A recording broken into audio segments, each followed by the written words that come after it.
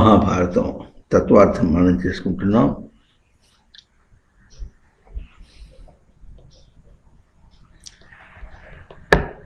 బందీ అష్టావక్రుల సంవాదాన్ని వింటున్నాం.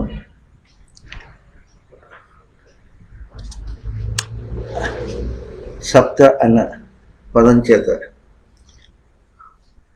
బందీ తన వైదిక భావాన్ని వ్యక్తం చేశాడు. ఇప్పుడు అష్ట అన్న పదం చేత ఎవరు అష్టావక్రుడు తన వైదిక భావాన్ని వ్యక్తం చేస్తున్నాడు. అట్లా చేసేటప్పుడు విశేషం ఎట్లాగో అంటే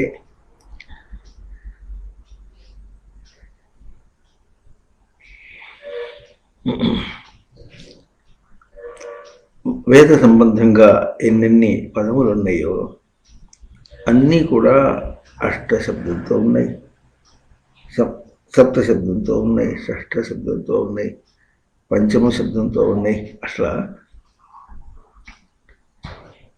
ఇవి సంఖ్య అన్నారు. సంఖ్య అంటే ఇట్లా ఒంట్లు అని మనం అంటామే, న్యూమరల్స్ అది కాదు. సమ్యఖ్యాయతే స్పష్టంగా సృష్టి చెప్తున్నది అని. ఈ సృష్టి స్పష్టంగా చెప్తున్నది అన్న విషయంలో ఒక మాట చెప్పుకొని మనం ముందుకు పోదాం. సృష్టి ఏం చెప్తున్నది, ఏంటబ్బా ఏం చెప్తోంది అని కూర్చున్నాం అనుకోండి. ఏం చెప్తుంది? ఉన్నదే చెప్తుంది. ఏం చెప్తుంది? ఉండి చెప్తుంది. ఉనికిగా నిలిపి చెప్తుంది. ఉండటమే సృష్టి యొక్క స్వరూపం, ఉనికి సత్లక్షణం అంతే. దానికి వేరుగా ద్వైతంగా మారూపంగా ఆదేశం కావటం అనేటటువంటిది లేదు. అంటే ఓహో అదే, ఓహో బాగా ఇప్పుడు అర్థమైంది ఇప్పుడు అర్థమైంది అంటాడు. అయితే ఆ అర్థమైందిలో మనం గుర్తించవలసినటువంటి విశేషం ఏమిటో తెలిసిన, సత్తట్లా ఉందని అర్థం కాదు. ఉనికి తను కూడా ఉనికి స్వరూపమే. సృష్టి అంతా ఉనికి స్వరూపమే అన్నప్పుడు ప్రహ్లాదుడు ఒకసారి అంటాడు, సర్వగత్వాద్ అనంతస్య సయేవాహం అవస్థిత అని. సర్వగత్వాత్ అనంత, ఏ స్వామి ఏ ఉనికి అంటున్నామో అది సర్వగతమై ఉన్నది. అంటే సర్వము ప్రవర్తనాత్మకమై ఉన్నది. సర్వగత్వాత్ అనంతస్య, దానికి బంధనం లేదు. అతి బంధనే. అనంతం అంటే బంధం లేనటువంటిది. అంతము అనంతం, బంధం లేనటువంటిది. బంధం లేకుండా ఎట్లా ఉన్నదో సయేవ అహం అవస్థిత, అయిపోయా అంతా అదే. అయితే నేను మాత్రం క్యా అలగ్ సలగ్ మే బయడతా హూ క్యా అన్నాడు. నేను వేరుగా ఉంటారా? ఎట్లా ఉంటే నేను అదే. కనుక ఉనికి స్వరూపం ఎట్లా ఉంటుందంటే ద్వైతమే లేనటువంటిది ఉనికి స్వరూపం. ఇప్పుడు అద్వైతం అన్నా, ఉనికి అన్నా, సృష్టి అన్నా, నారాయణ రామ కృష్ణ గోవింద ఇంకా రాయిరప్ప చాహే కుచ్ భీ బోలో అన్నా, నువ్వు ఏమన్నాను, ఏ పదం అన్నాను, అన్నీ సృష్టి యొక్క అంశము చెప్పేటటువంటిది. అంశ విభాగే భజ సేవాయ, ఉనికి యొక్క సేవ స్వరూపమే. అందుకే నియమము అన్నప్పుడు వేరే దాని గురించి దానికి అట్లా అయింది ఇట్లా అయింది అని చెప్పడానికి కాక, ఇంకా మనము శుచికి అశుచికి, ఉనికికి ఉనికి లేమికి, సత్ అసత్, ఆ భేదాన్ని మనం ప్రవర్తనలో పాటించడం లేదు. ఎంత బాగా ఉండాలి అంటే అక్కడ అద్వైతమే ఉండాలి, కానీ ద్వైతంగా ప్రవర్తన కానీ గ్రహింపు కానీ ఉండటానికి వీల్లేదు. దీన్ని మడి అని పదం వాడతారు. మడి అంటే ఆవరణ. ఇట్లా ఆవరణ చేసుకుంటాము, ఇంకోటి లోపలికి రాకుండా, అంతేగా మనం చేసేది. అది మరి ఎక్కడో కొంత దాకా చేసేసి ప్రయోగం అయిపోయింది అని అబ్రప్ట్గా క్లోజ్ చేసేస్తే ఉనికి యొక్క లక్షణం కాదు. ఉండుట అన్నటువంటిది ఎంత స్పష్టం అంటే ఆ స్పష్టత బయట దాంతో దేంతోనూ పోల్చి చెప్పగలిగింది కాదు అన్న మాట మనం వింటున్నాం. కానీ బయట దాంతో పోల్చే మనం గుర్తిస్తున్నాం.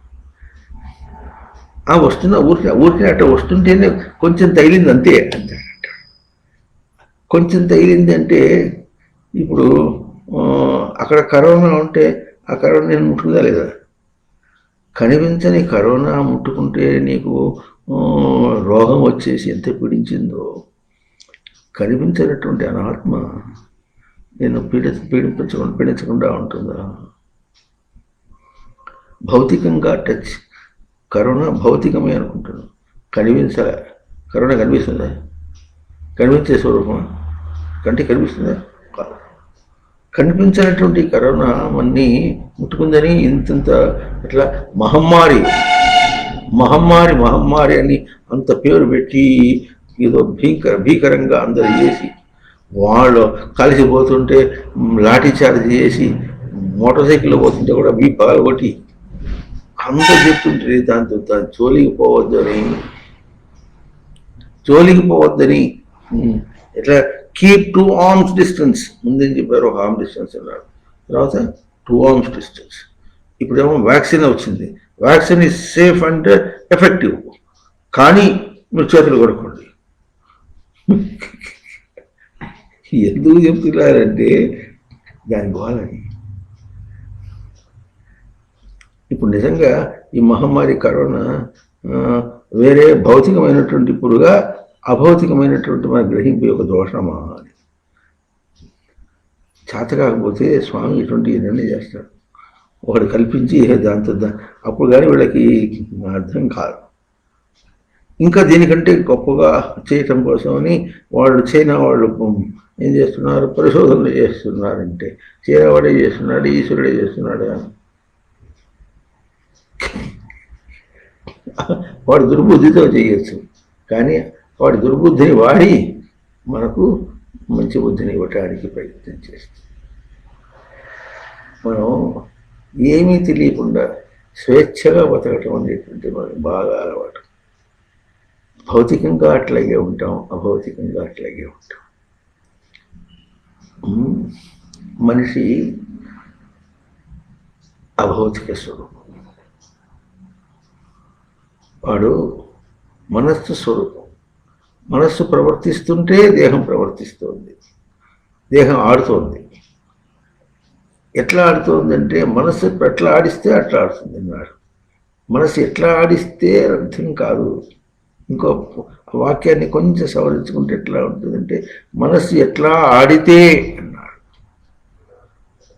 ఎట్లా ఆడితే దేహం అట్లా ఆడుతోంది అంటే అక్కడికి అర్థం మనస్సు దేహం మనస్సు ఆడిస్తే ఆడటం కాదు. అసలు మీరు దేహం ఏం ఆడదు. భౌతికంగా చెప్పుకుంటే అది ఒక ఎట్లా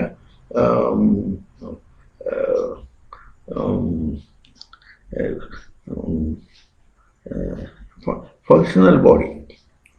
అది ఒక ఫంక్షనల్ బాడీ అంటే ఫంక్షన్ చేస్తున్నటువంటిది.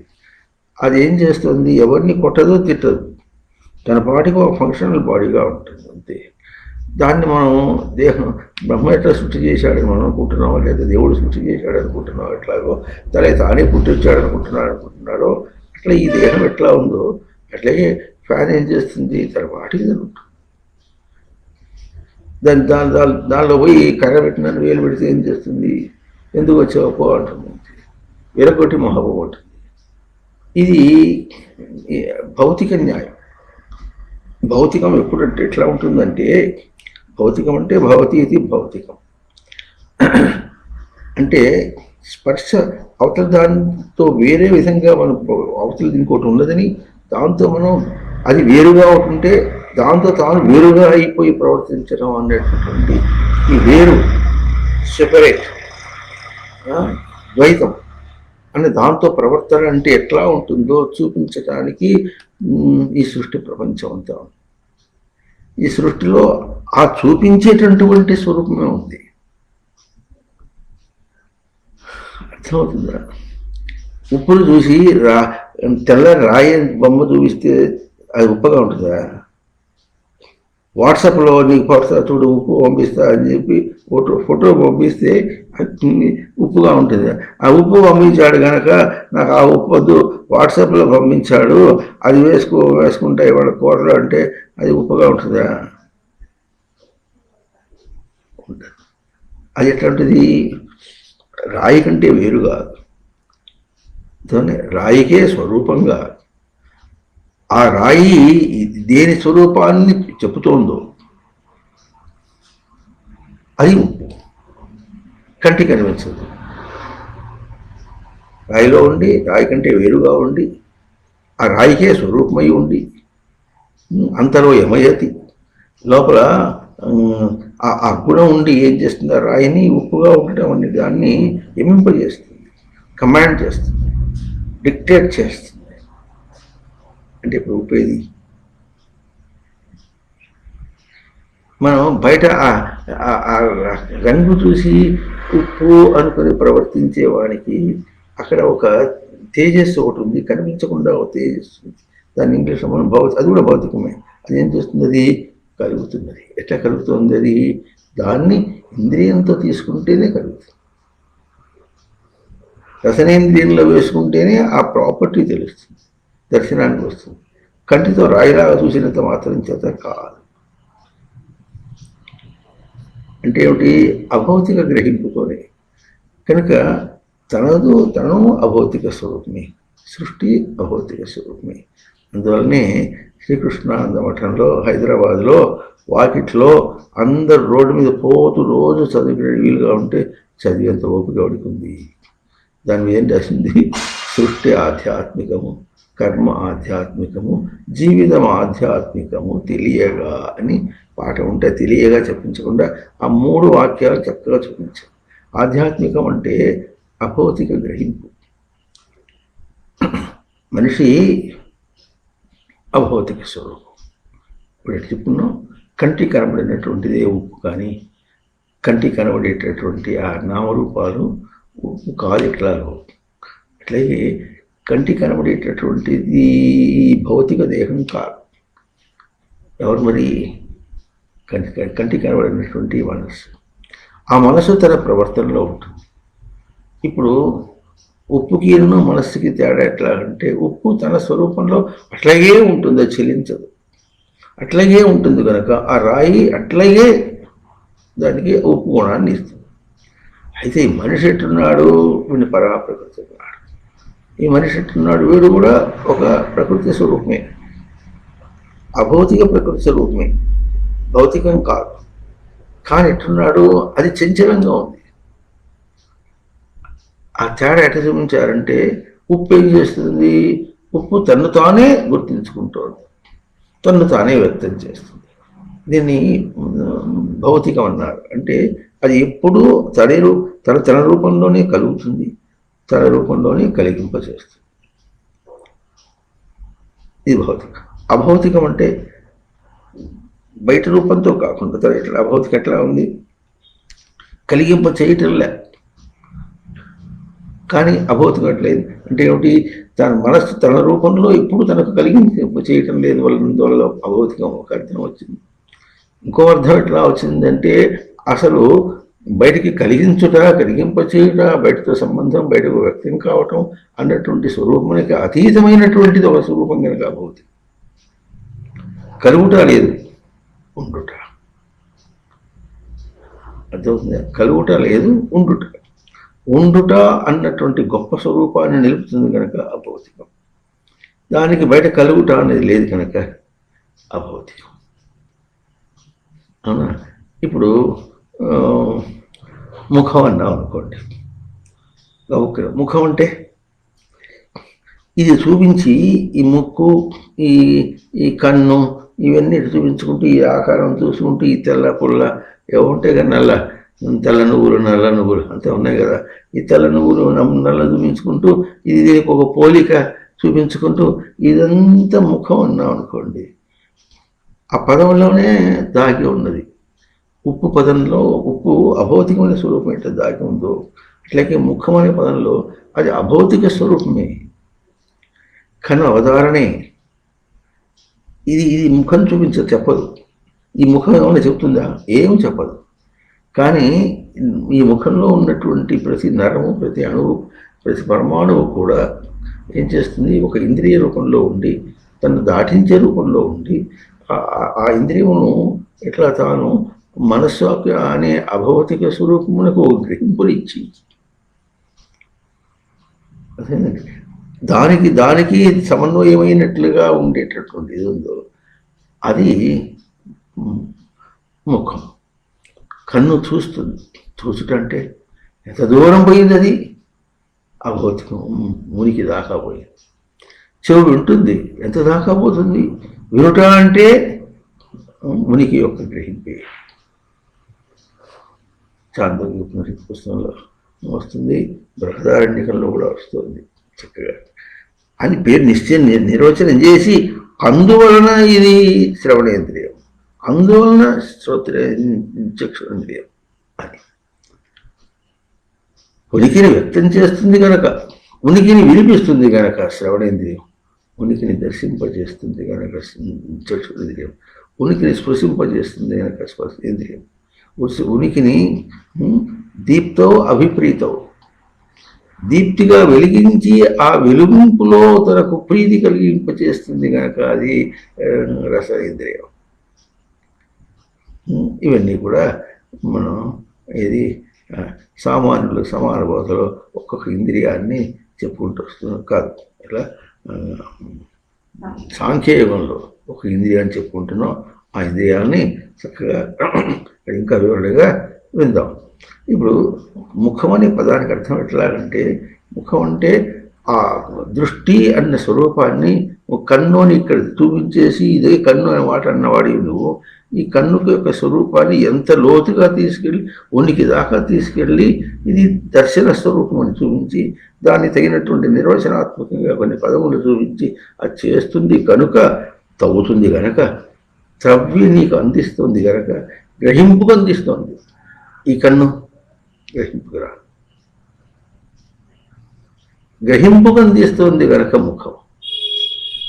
ఇప్పుడు ఈ ముఖం ఎక్కడ చెప్పాలి? ఈ ముఖం చూపించి ఫేస్ కట్ అంటే ముఖాన్ని కోయబడిన ముఖం, కోయబడినటువంటి ముఖం యొక్క ఆకారం అంటే, ఆకారం కూడా ఆస్మతో కరోతీతి ఆకార, స్మృతిలో చేసేది ఆకారం. ఇది అష్టపదం. ఇప్పుడు మనం చెప్పుకుంటుంది అసు వ్యాప్తో ధాతు, వ్యాపించుట. ఎట్లా వ్యాపిస్తుందంటే ఇక్కడ సమన్వయం బెసిగింది అంటే సప్త బెసిగితే అష్టాందరు.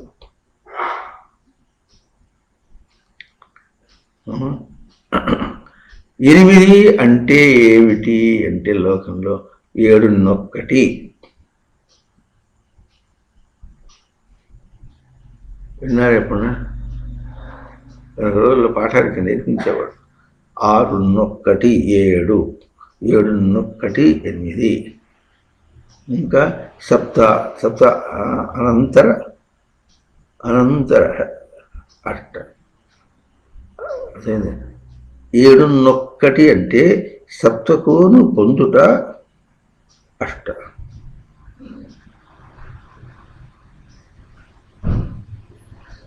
ఇది ఏక. అర్థమవుతుంది? సప్తను పొందుట ఏక అష్ట.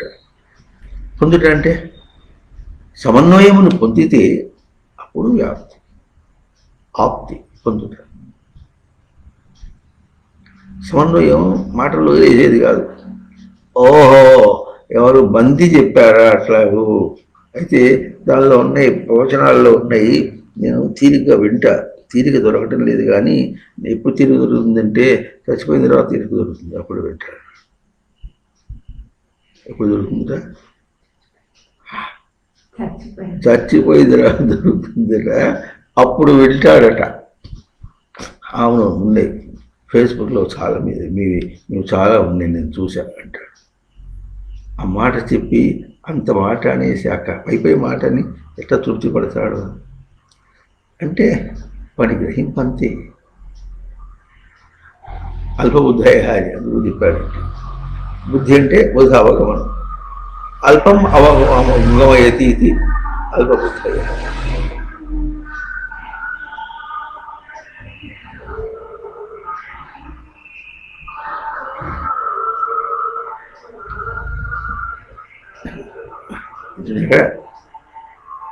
కనుక ముఖం అనేది కాదు కనుక నీకు చూడకుండా చేసింది. ఇది నీకు ముఖం యొక్క వ్యాప్తి, ముఖమును పొందింపజేసింది. ఎట్లా పొందింపజేసిందంటే, చాహే ఏ అగ్ని మీద దాల్కర్ దగ్ధ కర్ దియా, ఇది అగ్నిలో దగ్ధమైపోయింది, అయినప్పటికీ ముఖం పోయింది.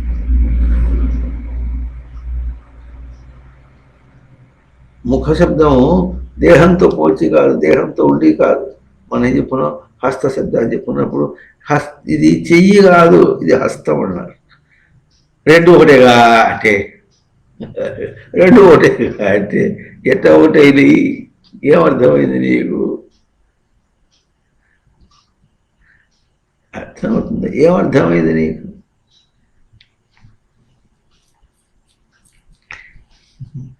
అందుకనే మళ్ళీ సందర్భంగా చెప్పుకుందాం కదా. వాళ్ళ తండ్రికి వాళ్ళ తాతకి తద్దిరం పెట్టేటప్పుడు ఏం చేశాడంటే, ఇంట్లో రెండు నల్లపిల్లి ఒకటి తెల్లపిల్లి తిరిగాడుతుంటాయి ఊరికి. అవి ముట్టుకుంటే ఏం చెప్పి వాటిని కట్టేసేవాడు. వాళ్ళు అవి తిరగాడుతుంటే కనుక దాన్ని కట్టేశాడు ఆయన. వీళ్ళకి అది తెలియదు.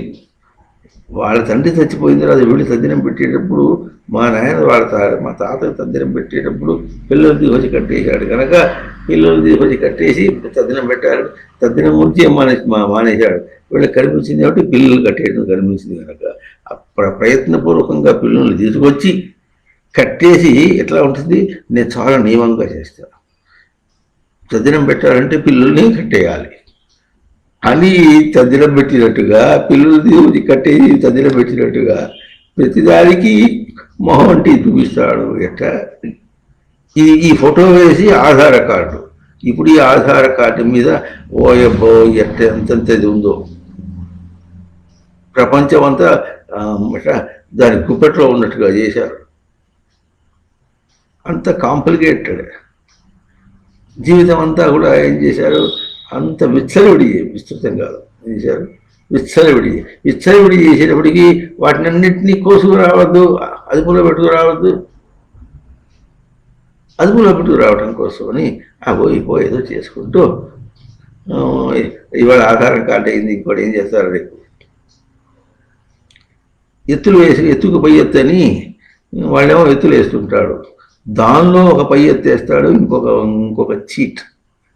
వాడు ఏమనుకుంటాడు, వాడు ఇంటెలిజెంట్ అనుకుంటాడు. I'm not a cheat, I'm intelligent అని ఏదో చేస్తాడు. చేసుకొచ్చి ఇంకా పాపకి వస్తాడు. ఇప్పుడు ఏమంటావు, చిన్న వాటికే మనం పొంగిపోతుంటాం అల్పబుద్ధులు. కానీ వెనుక ఏమున్నది, అసలు దాని యొక్క స్వరూపం ఏమి, అది నిజ రూపం అంటుకుందాం. నిజ రూపం అంటే దానికి ఉప్పు యొక్క నిజ రూపం ఏమిటి, నామరూపాలు కాదు కదా. ఉప్పు యొక్క నిజ రూపం ఎట్లాగో, పంచదార యొక్క నిజ రూపం ఎట్లాగో, అది ఆ తీపి అనేది, ఆ తీపి ఎట్లా ఉంది దానికి తెలుసా? తెలియదుగా. దాన్ని వేసినటువంటి లడ్డూ తెలుసా? నువ్వు తీయగా ఉంటావు, నాకేం తెలుసు, నాకేం తెలీదు. ఏదో వేశారట, షుగర్ట వేశారట, అదిట ఉందిట నువ్వుట తింటావుట తిన్నప్పుడు ఇట నింట తెలియట, తీపిట తెలియదుట. తెలియదు, నా తీపి తెలుసు అంటాడు.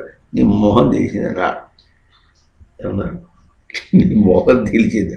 తీపి అంటే ఏం తెలిసింది? తీపి అంటే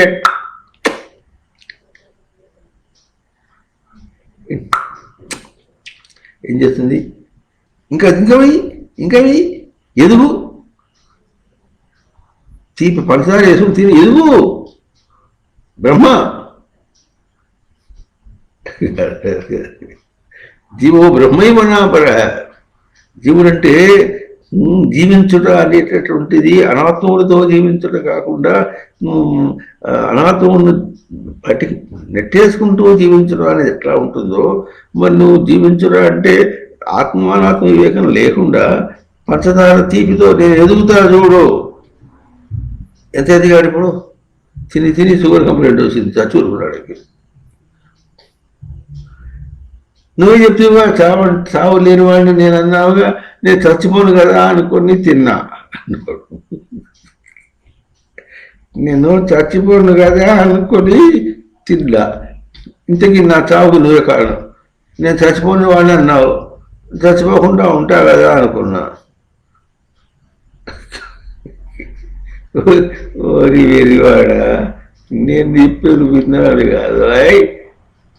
దర్శనం ముఖం అంటే ఇది కాదు ఈ దర్శనం, చూచుట ఇది కాదు ఈ దర్శనం. అంత లోపల దర్శనాత్మకంగా నీకు అంత జరిగినప్పటికి కూడా కొన్ని దుంపదిగా కడుపు బొత్తలు పడిపోయి అవి చూస్తున్నా అంటాడు. అవి అంటాడు. చూస్తున్నా దాని వెనక చూస్తున్నా. ఈ అవి అన్నప్పుడు the sentence is not complete. చూస్తున్నా నీ మీద వేస్తే కానీ దాన్ని వాక్యమే పూర్తి కాలేదు. వాక్యమే పూర్తి కావాలి, ఇంక భావం ఎట్లా పూర్తయింది? అర్థమవుతుందా లేదా? వాక్యమే పూర్తి కావాలి, భావం ఎట్లా పూర్తయింది? వాక్యము ఎట్లా? భావం పూర్తయి వాక్యం పూర్తవుతుంది. వాక్యం అది అంటే ఇప్పుడు అధ్యయనప్పటికి భావమును బయట వ్యక్తం చేసినట్ట, అయితే బయట దాన్ని భావంలో కుప్పినట్ట. ఏం మాట్లాడుతున్నావు? ఏం చేస్తున్నావు? విచ్చలవిడిగా, ఇదే విచ్చలవిడి అంటారు. ఏం చేస్తున్నావు అర్థం కాదు. జీవితం అంటే చావు కాదు, జీవితం అంటే జీవించుట.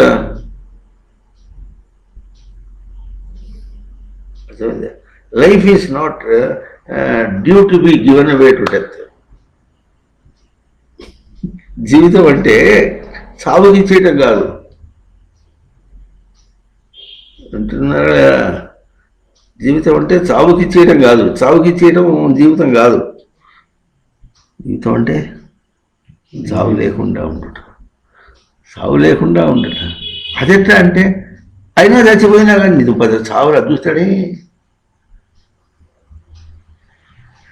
అది జరుగుతున్నప్పుడు తాను వెళ్ళిపోయినాడు, అదెట్లా తెలుస్తుందండి? దేహం విడిచిపెట్టిపోతుంటే నేను ఉన్నానంటే, దేహం విడిచుట అనేటటువంటిది విషయాన్ని విడిచి ఒక విషయాల్లో ప్రవర్తిస్తూ ఉన్నటువంటి మనస్సు, ఆ విషయాన్ని విడిచి ఇంకో విషయాన్ని వెళుతుంటే నువ్వు చూసావా? నీ మనస్సు నువ్వు చూసావా? ఇదే చూసిన జాగ్రత్త అవ్వకపోతే దేహాన్ని విడిచిపెట్టి తనపోతుంది, తనకెట కనిపిస్తుంది? కళ్ళు బొత్తలు పోయాయి, కళ్ళు గుడ్డి. నాకు బాగా కనిపిస్తుంది. ఏం కనిపిస్తుంది? అది కాదు కనిపించేది, దాన్ని చూసేది ఏదో అది కనిపించాలి. అది కనిపించాలి, దాన్ని చూసేది ఏదో కనిపించాలి. అది ఒకటి ఉందా? ఏమనుకున్నావు? పంచదార తింటూ ఎదుగుతాడు. పంచదార తింటూ ఎదుగుతామని తెలిసిన మీకు అది ఎట్లా పోల్చుకోవాలి? అవునా కాదా అని చెప్పాలంటే నేనున్నా అనేది ఎట్లా ఎదుగుతుంది? అన్నీ పోతున్నప్పటికీ ఉన్నా అనేది ఎదుగుతుంది. అవి పోతున్నాయి, ఇది ఎదుగుతోంది. గ్రహింపు ఎదుగుతోంది. మన దాని అనుభవం అంటాం. గ్రహింపు ఎదుగుతూ ఉంటే అది బ్రహ్మస్వరూపం. ఎట్లా ఎదుగుతోంది? దర్శనంలో ఎదుగుతుంది. దర్శనం అంటే ఎట్లా ఉంటుంది అంటే దుష్టంగా ప్రయోగం చేసినప్పుడు కూడా ఎవడన్నా ఉన్నట్టు పడంగా ఉండి నీ చేతిలో 2,00,000 రూపాయలు పెట్టాడు అనుకోండి, అప్పుడు మొహం ఎట్లా అవుతుంది? ఇంత చాటంత అవుతుంది వాడికి. చాటంత మొహం అయ్యి లోపల ఏదో ఆనందం వచ్చిందంటావే, అది ఆ పొంగి ఏదో వచ్చింది అనుకుంటున్నావే, ఆ పొంగు బృహదారణ్యక ఉపనిషత్తు చెబుతుంది, లెక్క వేసి దానికంటే 1,00,00,000 రెట్లు 1,00,00,000 రెట్లు 1,00,00,000 రెట్లు 1,00,00,000 రెట్లు అని చెప్పి ఇదంతా పోయిన తర్వాత ఏముంటుంది అది అంటాడు. ఆ కాస్త నీకు సుల్సులాం అంటుండేవారు. సుల్సులాం అంటే ఏదో ఒక శాంపుల్ చూపించారనుకోండి, నీకు శాంపుల్ చూపించినట్టుగా అది చూపిస్తే అక్కడ తెలుసుకుని ముందుకు పోతాడేమంటే అటువంటిది ఇంకోటి బయట నుంచి వస్తే బాగుంటాడు. మీ ఇంటికి వస్తాం, మాకేం పెడతావు, మా ఇంటికి వస్తారు, మాకేం తెస్తారు. వింటున్నారా లేదా? మా ఇంటికి వస్తే ఇది, మా ఇంటికి వస్తే ఇది పెడతామంటారు. మా ఇంటికి వస్తారు, మాకేం తెస్తారు.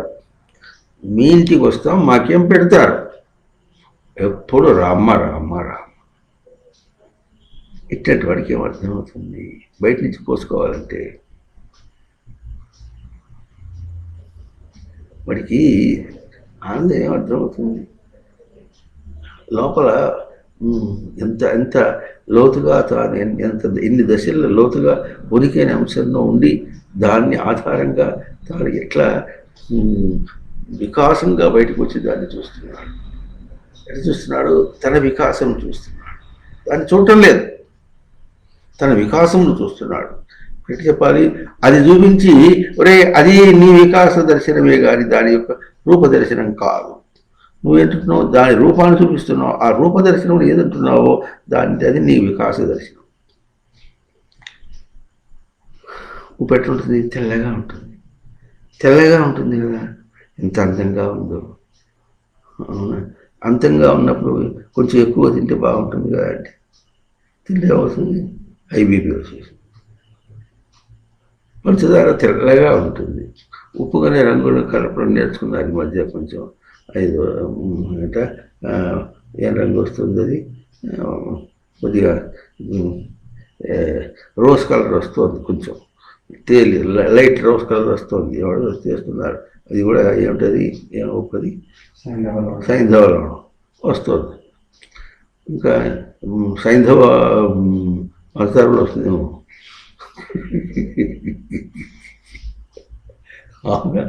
అందంగా ఉంది అని తింటారండి ఎవరన్నా? తీయగా ఉంది అని తింటాడేంటి? తింటూ ఎదగాలి. ఉన్నాను అన్నట్టు ఎదుగుతున్నావో తింటూ ఎదగాలి. ఎదుగుతావా? ఏమెదుగుతాడు? 6 రోజులు వచ్చేటప్పటికి లా ఆఫ్ డిమినిషింగ్ రిటర్న్స్ అని లోకంలో ఏదైనా సరే it is covered by the law of diminishing returns అని గొప్పగా ఎకనామిక్స్లో మొట్టమొదటి పాఠంగా చదివించాడు. చదువుకోండి అంటే అబ్బాయి ఎంత గొప్ప విద్యగా అనుకున్నాం. మొత్తం ఎకనామిక్స్ కాస్త అంత ఎట్లా ఉంది, అంత గోల గోల గోల గోల, అంత పైసలు పైసలు పైసలు భయం. నయ పైసా పోయింది ఇప్పుడు. ఎప్పుడు 1957లో నయ పైసా. నయ పైసా అంటే కొత్త పైసలు. అది ఎందుకు? పాత పైసలు ఎదురు ఉండేవి కనుక అది ఇక్కడ హిందీ వాళ్ళతో పైసలు అనేవాళ్ళు, దమిడి అనేవాళ్ళు తెలుగులో. దాన్ని నయా పైసే అన్నారు. ఇప్పుడు పురాణ పైసే. అవునా? అట్లా ప్రతిదీ పాడు చేసి ఎడదలేస్తుంది తన దర్శన స్వరూపం.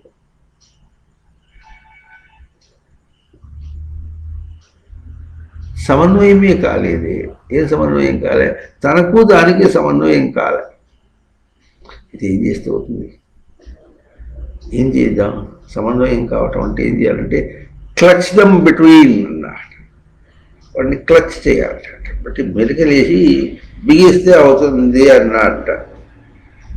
అందుకని ఇప్పుడు బాగా బిగించుకుంటున్నారు. కారణం లేకుండా నేను తినలేను, ఇంకా ఇది ప్యాంటు చొక్కా లేకుండా నేను ఉండలేను. ఎంత అందంగా కనిపిస్తా చూడు. ఎలా ఉంది కదా? ఎట్లా చూడు, ఎట్లా చూడు. ఓ ఆడపిల్లలారా, మీరు కూడా మాలాగా హుషారుగా ఉండాలంటే మీరు బి ఇట్లా రీ అంటే వాళ్ళు కూడా వేసుకుని చెట్టా పట్టాలు వేసుకుని పరిగెత్తే. ఏం వేసుకున్నారు? చెట్టా పట్టాలు. ఇది clutching by pant, not by self.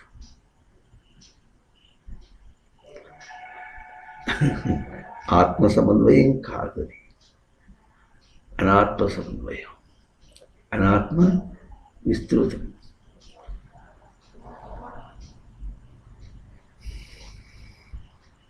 ఎంత విస్తృతం అంటే ఇద్దరు స్నేహితులు అంటారు. ఎవరు వాళ్ళు? స్నేహితులు అంటే హిత శబ్దానికి ధారణ పోషణని. స్నేహితం అంటే మరి అది ఏమిటది, అవునా? కానీ అక్కడ స్నేహితం అనే మాట కనిపించదు. ఎట్లా కనిపిస్తుంది అంటే ఇచ్చిపుచ్చుకోవడంలో స్నేహితం కనిపిస్తుంది. ఏమి ఇచ్చిపుచ్చుకుంటాడు? ఏదో కాఫీ ఇస్తాడు, లేకపోతే 10 లక్షల రూపాయలు సర్దుతాడు, అంతే.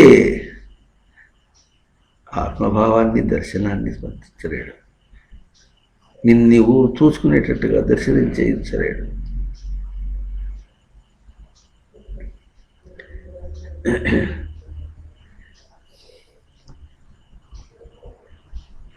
తల్లి చనిపోయింది కదా అని తల్లి తద్దిన రోజున భక్తిగా ఏం చేశాడు? చీర కొని ఒక ముత్తైదుకి దానం చేశాడు అనుకుందాం. ఎంత పవిత్రంగా చేయదలుచుకున్నాడో. దానిలో చాలని 5.5 మీటర్లు 5.5 మీటర్లో బేరమాడుతూ వస్తున్నటువంటి ఒక చీర ఇచ్చాడు. అది కట్టుకుంటే ఎట్లా ఉంటుందంటే పరికిణి మీద ఒళ్ళేసుకున్నాడానికి సరిపోతుంది, అంతేగాని చీర కట్టుకోవడానికి సరిపోదు. అది మరి నీకు విధించినటువంటి విధంగా గోచి పెట్టి చక్కగా కట్టుకోవటం ఉండేటువంటిది అది ఇవ్వదు. అంటే ఇప్పుడు నీకు పవిత్రత ఏమి ఇచ్చావు? ఏది నువ్వు చేయకూడదో అది అవతల వాడికి ఇస్తే, ఏది నీకు కాదో నిషిద్ధమో అది అవతల వాడికి ఇస్తే, పదార్థం ఇచ్చావా, బుద్ధిని ఇచ్చావా? ఆ చీర కొనేటప్పుడు ఇట్లా కట్టాలి, ఇది నియమము, ఈ నియమం వల్ల ఇట్లా తను సిద్ధిని పొందుతాడు అని తెలిసి అవతల వాడికి ఇస్తే అప్పుడు నియమం ఇచ్చినవాడు, పదార్థంతో పాటుగా నియమం ఇచ్చినవాడు అవుతాడు. లేకపోతే పదార్థం మాత్రం ఇచ్చాడు. పదార్థం తెలుగులో గమనించి చెప్పేసి అది కూడా ప్రసిద్ధార్థమే. పదార్థాన్ని అంటే పదార్థం అంటే పదస్య అర్థం అంటే ఉపయార్థం. పదం అంటే పొందుట యొక్క ఉపయాంశము. ఉపయాంశం అంటే పొందుటను పొందకూడట, అది పదార్థం. మన పదార్థం అంటే వచ్చి ఏదో సరే ఏదో ఇచ్చి వాళ్ళు అంతకంటే అదో పిచ్చి ముత్తుకోడు. మా అన్నయ్య అట్లా చీర పెట్టాడు, ఇంటికి పోతే చీర పెట్టాడు, ఎంత తృప్తిగా ఉంది, మా అన్నయ్య ప్రేమంతా దానిలో ఉట్టిపడింది అంటుంది. ఏముట్టిపడింది? ప్రేమ. అంతేగాని మరి ఆ చెల్లెలు బాగుపడాలనుకోవద్దు. బాగుంటే తనకు తెలియలేదు, అక్కడ తెలియలేదు కనుక సమన్వయం కాలేదు కనుక అది వ్యాప్తి కాలేదు. ఏం వ్యాప్తి కాలేదు? తను ఏదో చెల్లెలికి గొప్పగా ఇచ్చి పవిత్రము చేద్దాం అనుకుంటున్న పవిత్రం అక్కడ వ్యాప్తి కాలేదు, పొందలేదు, అక్కడ చేరలేదు. నువ్వు ఇవ్వలేదు కనుక చేరలేదు. ఇస్తే చేరుతుంది, నువ్వు ఇవ్వలే. ఇస్తే చేరుతుంది ఎట్లాగో, గుర్తించకపోయినాడు చేరుతుంది. చాలా గొప్ప విశేషం. గుర్తించకపోయినాడు చేరుతుందంటే సృష్టి చేస్తున్న పని అది. సృష్టి కనుక మనకు అండదండగా నావ నడిపినట్టుగా నడిపించకపోతే తాను విచ్చలవిడిగా తిరిగేవాడి వాటికి, సోదిలోకి రాకుండా, తనకి ఉన్నాను అన్నటువంటి స్మృతి కూడా అందకుండా, ఇప్పుడు మనకు తెలియకుండా స్మృతి అందుతుంది. అందుకనే మనందరినీ భగవద్గీత అవ్యక్తాద్వ్యక్తయ సర్వాహ అన్నది. అవ్యక్తం చేత వ్యక్తమవుతున్నాడే కానీ తనకు వ్యక్తమైన విధంగా వ్యక్తం కావటం లేదు. ఈ అవ్యక్తం ఎట్లాగూ వాడికే అవ్యక్తం కాని దాని యందు వాడు వ్యక్తం అవుతున్నాడు. అవ్యక్తాద్వ్యక్తయ సర్వాహ ప్రభవంతి అహరాగమే. వాళ్ళు అహరాగమే ప్రభవంతి. వాళ్ళకి ఎప్పుడు తెలుస్తుంది అహరాగమే అంటే? ఏం రాగం అబ్బా అది? రాగం కాదు, అహ ఆగమే. అహ అంటే నజహాతి ఆత్మ ఆగమనం, ఆత్మగ్రహింపులు విడవరు. వాళ్ళు ప్రభవంతి అహరాగమే. ఒక వాడు దొంగతనం చేశాడు, రేపు అవతల వాడిని లూటింగ్ చేయటానికి పోయినాడు అనుకున్నాం. అట్టగే జరిగినప్పుడు కూడా వాడు అహహ ఆగమే. నేను అంటే ఏమిటి? తనకి స్వరూపం నేను, నా కోసము అన్నటువంటి దాన్ని ఏం చేశాడు? వ్యక్తం తనకు వ్యక్తం కాకుండా వ్యక్తం చేశాడు.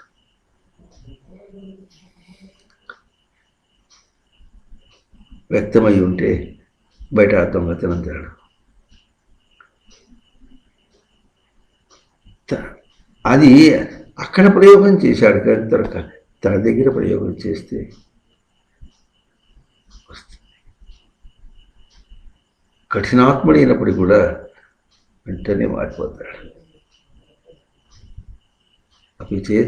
అపిచేదసి పాపేభ్య సర్వేభ్య పాపకృతం సర్వం జ్ఞానప్రవేణే.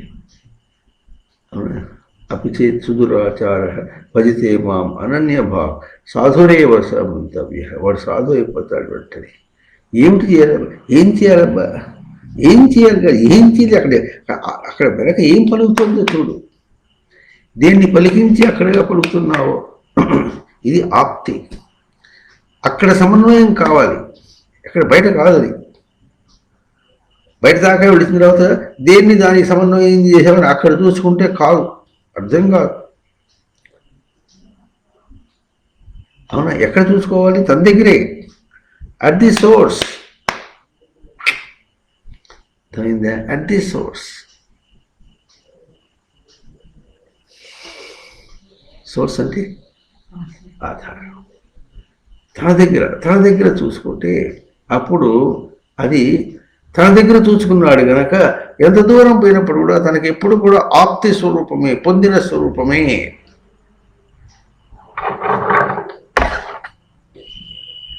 కర్ర పట్టుకున్నా ఆహా,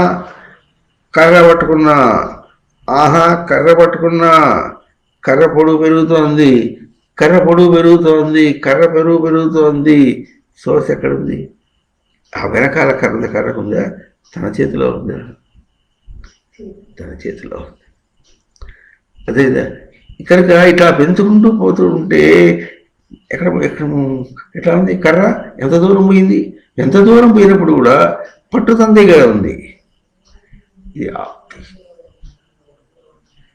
గ్రహింపు తనదే. నేను ప్రవర్తిస్తున్నా, నేను చూస్తూ ఉన్నా. చూచుటకు ఆప్తి స్వరూపము నేను ఉన్నా. ఆప్తి అంటే పొందిన స్వరూపం. చూచుటకు పొందిన స్వరూపము నేను ఉన్నాను అన్న గ్రహింపే. అది వికలం చేసినా సకలం చేసినా ఏం చేసినా కూడా ఆ మనస్సు అట్లా తన స్థానంలో తిమ్మిని బ్రహ్మం చేస్తోంది, బ్రహ్మ తిమ్మిని చేస్తోంది అని మనం తిమ్మిని బ్రహ్మని చేస్తుంది, బ్రహ్మని తిమ్మిని చేస్తుంది అని ఎన్ని మాటలు మాట్లాడినప్పటికీ కూడా ఆ పట్టు నీ దగ్గరే ఉంది. దోషము పట్టు తన దగ్గరే ఉంది, సవరించిన పట్టు తన దగ్గరే ఉంటుంది, సవరింపబడినటువంటి సిద్ధ స్వరూపం పట్టు కూడా తన దగ్గరే ఉంది, తను దాటిపోలేదు. అందువల్లనే దాన్ని కిరణం అన్నారు. విక్షిప్తది అసలు క్షిప ప్రేరణి ధాతు. అవునా? ఆ ప్రేరణీయ శబ్దంలో ఎట్లా ఉందంటే ఇంకా క్షిపం ఉంచుట అని కూడా.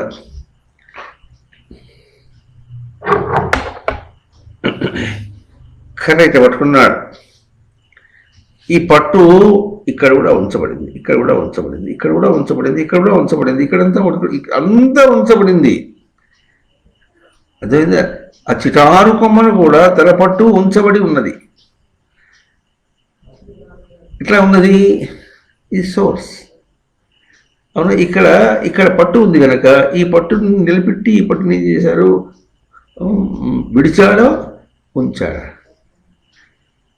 రెండు ఒకటి. అక్కడ విడుపు ఉంచుట అనే పదముల చేత వేరుగా మనం లౌకికంగా మాట్లాడుతున్నాం. అదేవిధంగా తన పట్టును విడిచాడు. ఎట్లా? కర్రతో, ఓ కిరణంతో విడిచాడు. విడిచి ఏం చేశాడు? ఇప్పుడు విడిచినప్పుడు ఏమవుతుంది? తనదంతా అది. బావిలో చేద దింపాడు అనుకోండి, బకెట్ దింపాడు. దింపినప్పుడు ఎట్లా ఉంటుంది? పట్టు ఎక్కడ ఉంది? తన చేతిలో ఉంది, చివరిదాకా తన చేతిలోనే ఉంది. అర్థమవుతుందా? అది మనం గుర్తించాలి. నిన్ను నీవు విడుస్తున్నావు, తీసుకుంటున్నావు. అందుకని ముండకోపనిషత్తులో యథవర్ణనాభిసృజ్యతే గృహ్ణతి చ యథా సతః పురుషాత్ కేశలోమాన్. ఇంకోటి ఉంది, యథవర్ణనాభిసృజ్యతే గృహ్ణతి చ యథా సతః పురుషాత్ కేశలోమాన్. యథా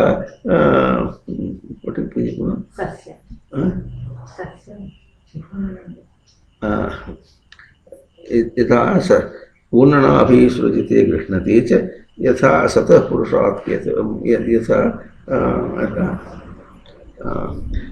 ఇందా చెప్పుకున్న ఇంకోటి మొత్తం 3 ఉపమానములు చెప్తాం. చెప్పి తథా అక్షరాత్ సంభవతి విశ్వం.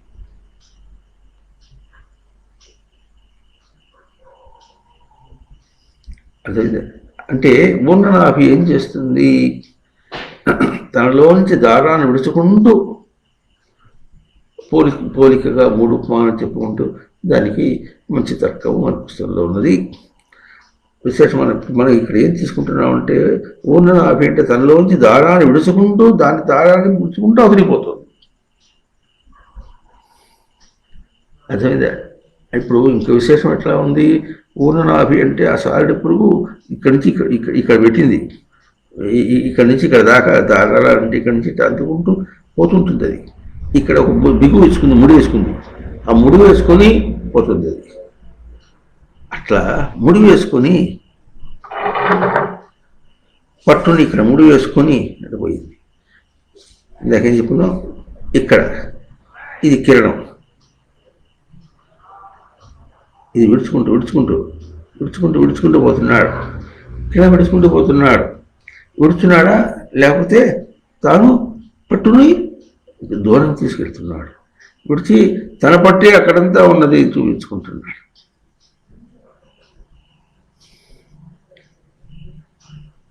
అక్కడ ఆ మొహం చూసి అక్కడ వెతికితే ఏం దొరుకుతుంది? పట్టులో దొరుకుతుంది. Everything is seen at the source, not at the tail ends. tail end కూడా అదే కనిపిస్తుంది. అదే నీకు దర్శనం చేస్తే అక్కడ గ్రహీతృ గ్రహణ గ్రాహ్యేషు తత్సతదంజనత సమాపత్తి. చివరి కూడా గ్రాహ్యమునందు కూడా ఆ విషయమునందు కూడా తన కిరణమే ఉన్నది, అంతకంటే వేరే కనిపించటం లేదు. అక్కడ నేనే అనుభవిస్తున్నా కానీ విషయం అనుభవించట్లే, నేనే చూస్తున్నా కానీ దాన్ని చూడటం లేదు.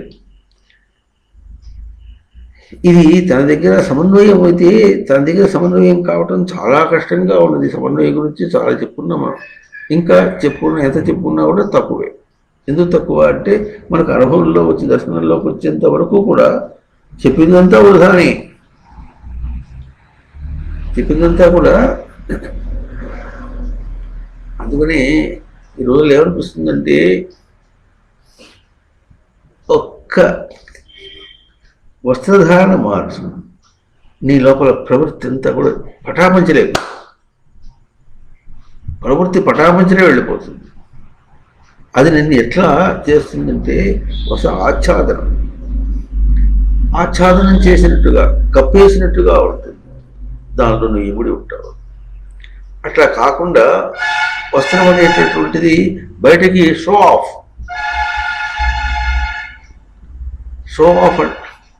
అంటే బయటికి చూపించుకునేటట్టుగా, షోకు చూపించుకునేటట్టుగా చేసుకున్నావు అనుకో, నువ్వు విసిరి వేసుకున్నావు, నిన్ను అంతే అయిపోయింది అన్నది నీకు సమన్వయం కాదు.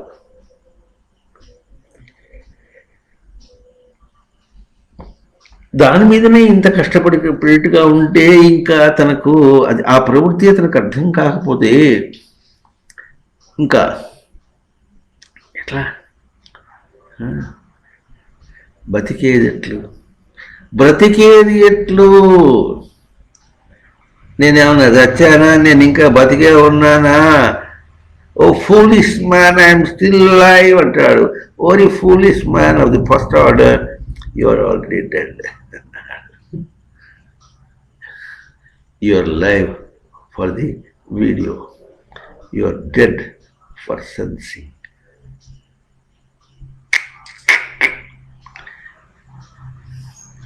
Your life is dead for your own sensing.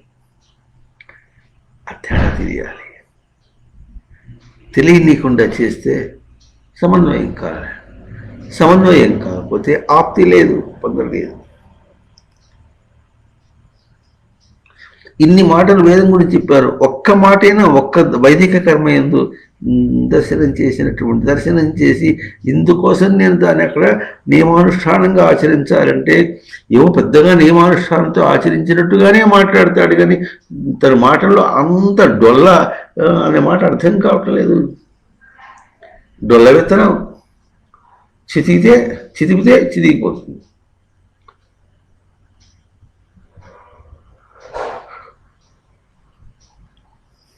వింటున్నారా? మాటల్లో హైదరాబాద్ అంటారు, ఏ బాతో మీ కోయి జాన్ నహీ హై. ఈ మాటల్లో ప్రాణం లేదు, నిలుపుకునే ప్రాణం. నేను బతికున్నానని చెప్పుకోవటానికి కావాల్సిన ప్రాణం లేదు. ఎవరిని కదిలించినా తనకంటే బుద్ధిమంతుడు లేడని మాట్లాడతాడు.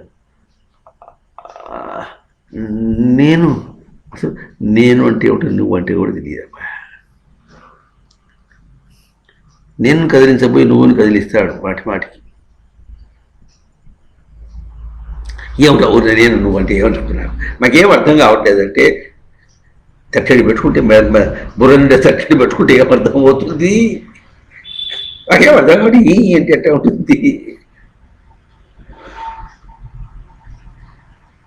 అసే నువ్వు ఏం మాట్లాడుతున్నావు? నీకు వ్యతిరేకంగా మాట్లాడుతున్నావు. నువ్వు నిలుపుకోవాలి. సృష్టి మనకు తనతో నిలుపుకుంటోంది. అర్థమవుతుందా? తల్లిదండ్రులు పెంచుతున్నారంటే వాళ్ళు ఏం చేయటంలా, వాళ్ళ వాటికి వాళ్ళు తిరుగుతుంటే వాళ్ళ దానిలోంచి ఏదో గీక్కుంటున్నాడు వీడు. సెల్ లైఫ్, జీవితం అన్నట్టుగా అలవాట్లన్నీ, ఆలోచనలన్నీ వాళ్ళ దాంతో ఇట్లా వస్తున్నాయి. తనకే తెలియకుండా గ్రహించినట్టుగా ఉంటాడు. పెద్ద అయిన తర్వాత మళ్ళీ ఆ తల్లి ఏం చేస్తుంది? తను పెద్ద సంసారం చేసేటప్పుడు మా అమ్మ ఇట్లా చేసేది, మా అమ్మ ఇట్లా చేసేది, మా అమ్మ ఇట్లా చేసేది అని ముడిచిపోతుంది. అప్పుడు ఏం చేసింది అమ్మ తెలియదు, ఎందుకు చేసిందో తెలియదు. ఎందుకు తెలియదు అంటే ఆ అమ్మ కూడా వాళ్ళ అమ్మట చేసేది, మా అమ్మట చేసేది అనుకుంటుంది. ఇప్పుడు ఏం తెలిసింది? వచ్చేవరికి తెలియకుండా ఆమె చేసినటువంటిది తాను తెలియకుండా వచ్చి, తెలియకుండానే మా అమ్మట చేసేవద్దని ఆమె ఎట్లా అనుకుందో ఈ అమ్మ కూడా అట్ట అనుకుంటుంది. ఆ తర్వాత ఈ అమ్మకు పుట్టిన అమ్మ కూడా అట్ట అయ్యారు. This is hearsay. చెప్పగా విధి, చెప్పగా విధి. చెప్పుడు మాటలు ఇవి, చేతల మాటలే కావు, దర్శనాత్మకములు కావు అవి. అంటున్నారా? అందువల్ల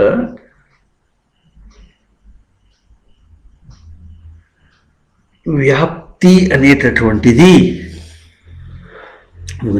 విశేషేణ ఆప్నోతి ఇది వ్యాప్తి. విశేషేణ ఆప్నోతి. ఏం విశేషం? లోపల విశేషం అంటే విగత శేషం.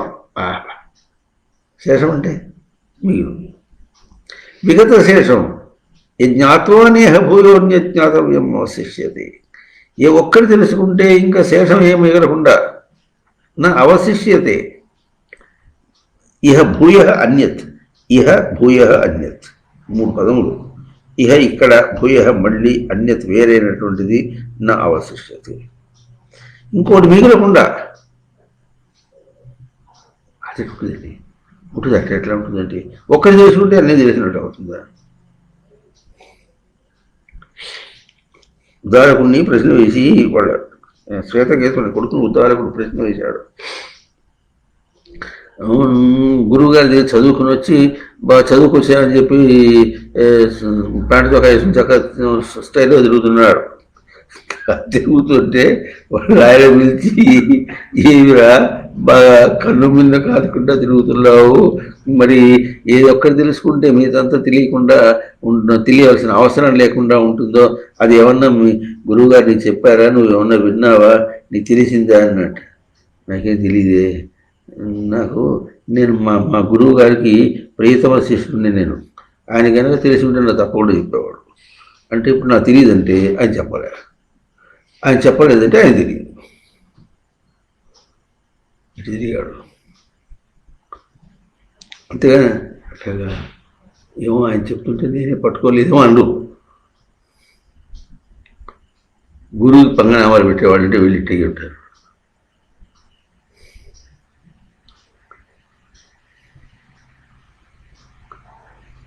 దీనికి చిన్న ఉదాహరణ చెప్తాను చూడండి. ఒకసారి గాయత్రి మంత్రంతో యజ్ఞం చేస్తున్నాడు ఆయన. బ్రాహ్మణ పిల్లలు కూర్చున్నారు, మరి మంత్రం చదువుతున్నారు. ఓం భూర్భువస్వ తత్సవితుర్వరే తత్సవితు తత్సవితు తత్సవితు అని చదువుతున్నారు వాడు. తత్సవితు అంటే తత్సవితు అయింది. తత్ సవితు పదం. తత్సవితు అంటే నీ ముక్కు కోస్తా అంటే ఎట్లా ఉంటుందో. తత్సవితు చదువుతున్నాడు. అదేంటి అటు చదువుతారు మీరు? అది కాదు. తత్సవితుర్వరేణ్యం తత్సవితుర్వరేణ్యం అని చదవండి అని చెప్తే స్వరానికి ఏమో ఇదేమో తాళం వేసేది కూడా కాదుగా, స్వరమే కదా. తత్సవితుర్వరేణ్యం భర్గో దేవస్య ధీమహి అని చదవండి అంటే మా గురువుగారికి చెప్పారట.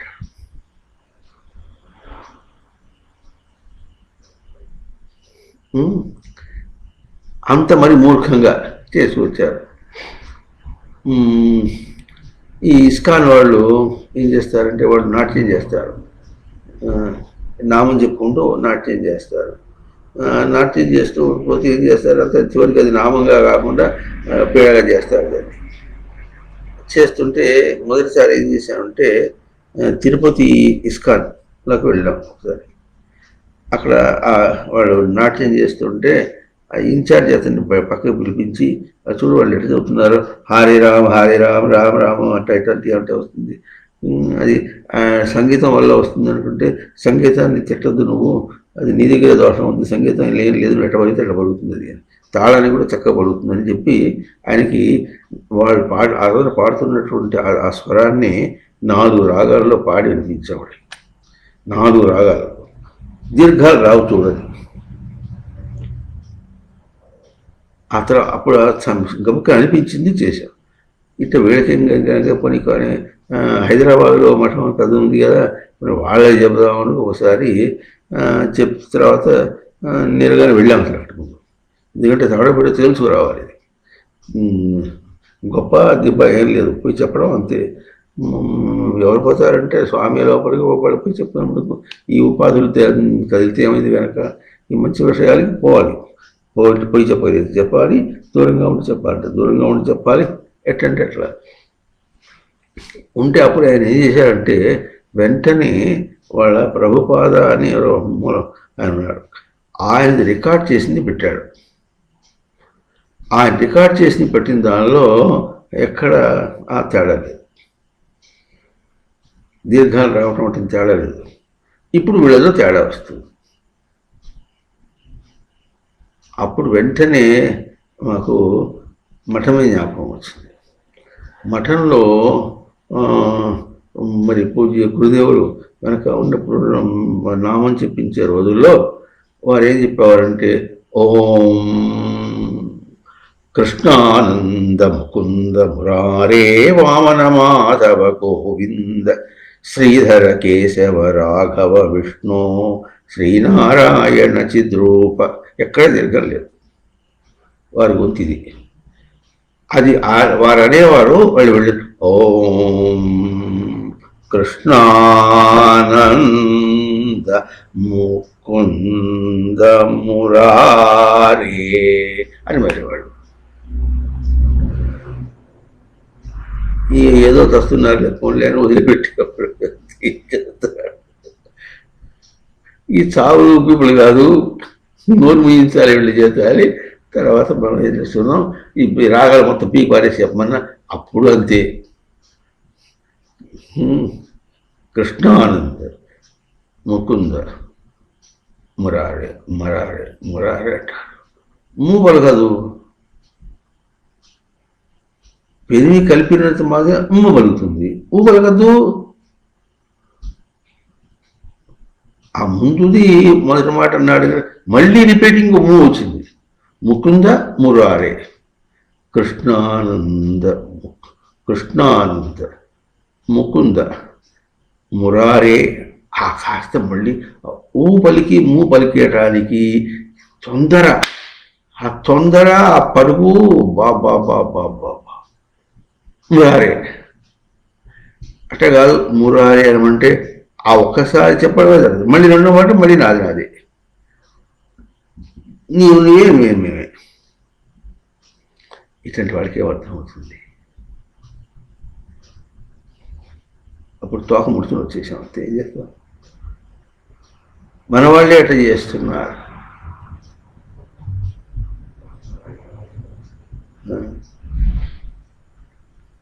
నామం చెప్పడం కూడా చేత కాకపోతే పోయినప్పుడు చివరిదాకా 40 సంవత్సరాలు అయిన తర్వాత నామం చెప్పడం కూడా సవరించాలంటే ముకుంద తర్వాత పలుకు, అను. మురారే అంటే అను, తొందర. మురారే అంటే మురారే అంటే తెలిసిన మకారము రారే. అది చదువుతున్నావా, మాకు పొమ్మిచ్చి చదువుతున్నావా?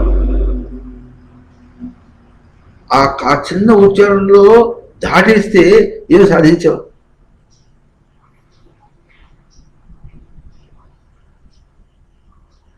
ఏం మనుషులు అర్థం కాదు.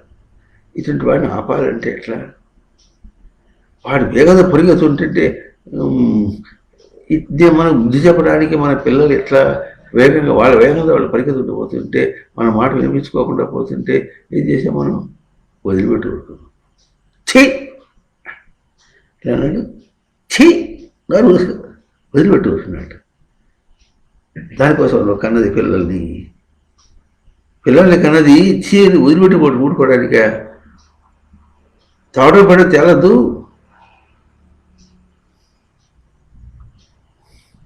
అంత ప్రవృత్తి, నీకంత ప్రవృత్తి. వాళ్ళు ఎట్టుంటారు, అట్లే ఉంటారు వాళ్ళు.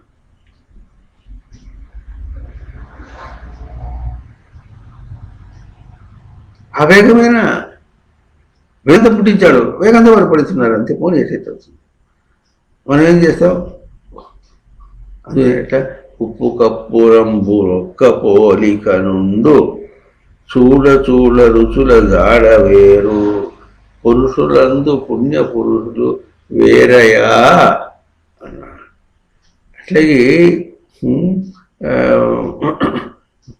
నేను నా కొడుకు చూసుకున్నంతసేపు ఇచ్చలవిడి, నేను నా కొడుకుని చూసుకున్నంత వరకు కానీ తనకు సంబంధం ఎట్లా? ఎదుగుట, జీవుడుగా ఎదుగుట, ఆధ్యాత్మికంగా ఎదుగుట. జీవుడు అంటే ఆధ్యాత్మికంగా ఎదుగుట, ఆధ్యాత్మికంగా జీవించుట. బ్రహ్మం అంటే ఆధ్యాత్మికంగా ఎదుగుట. తన గ్రహింపు చూడండి ఎట్లా. మురారే అంటే తన్నెట్ట గ్రహించాడు, మురారే అంటే తన్నెట్ట గ్రహించాడు. ఆ నిదానం ఏది? అక్షరాన్ని పలకకుండా దాటేసి చెప్పారంటే నిన్ను ఏమి గ్రహించావు? నీవు దాటేయడానికి గ్రహించావు అంతే. తెలియటంలా స్పష్టంగా మనం చేసే ప్రతి చేష్ట అట్లాగే ఉంది.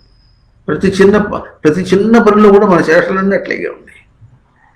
ఏదో తొందరగా చక్నతి చూడం ప్రాక్ శరీర విమోచనాత్. భగవద్గీత శ్లోకం అండి. భగవద్గీత శ్లోకం. భగవద్గీత ఆకి సరిగ్గా చెప్పేంత ఓపిక లేదు. వీళ్ళందరూ కూడా ప్రవచనాలు చెప్పేవాడు. చక్నోతి చూడం ప్రాక్ శరీర విమోచనాత్ కామక్రోధోద్భవం వేగం. ఉత్తరుడు పలకం. కామక్రోధోద్భవం వేగం ఏగం సయుక్త సుఖీ నర. ఏమర్థమైంది? శక్నోతి హైవ యస్సోఢుం ప్రాక్ శరీర విమోక్షణాత్. అంటే ప్రాక్ శరీర విమోక్షణాత్ కామక్రోధోద్భవం వేగం సయుక్త సుఖీ నర. సరిగా పలికితే కదా దాంట్లో ఎవరు తెలుసుకోవడానికి. ఏమంటున్నాడు? ప్రాక్ శరీర విమోక్షణాత్ ప్రాక్. దేహం విడిచిపెట్టిపోయే లోపల నీ కామక్రోధ వేగము, ఈ వేగాన్ని విడిచిపెట్టమని చెబుతూ ఉంటే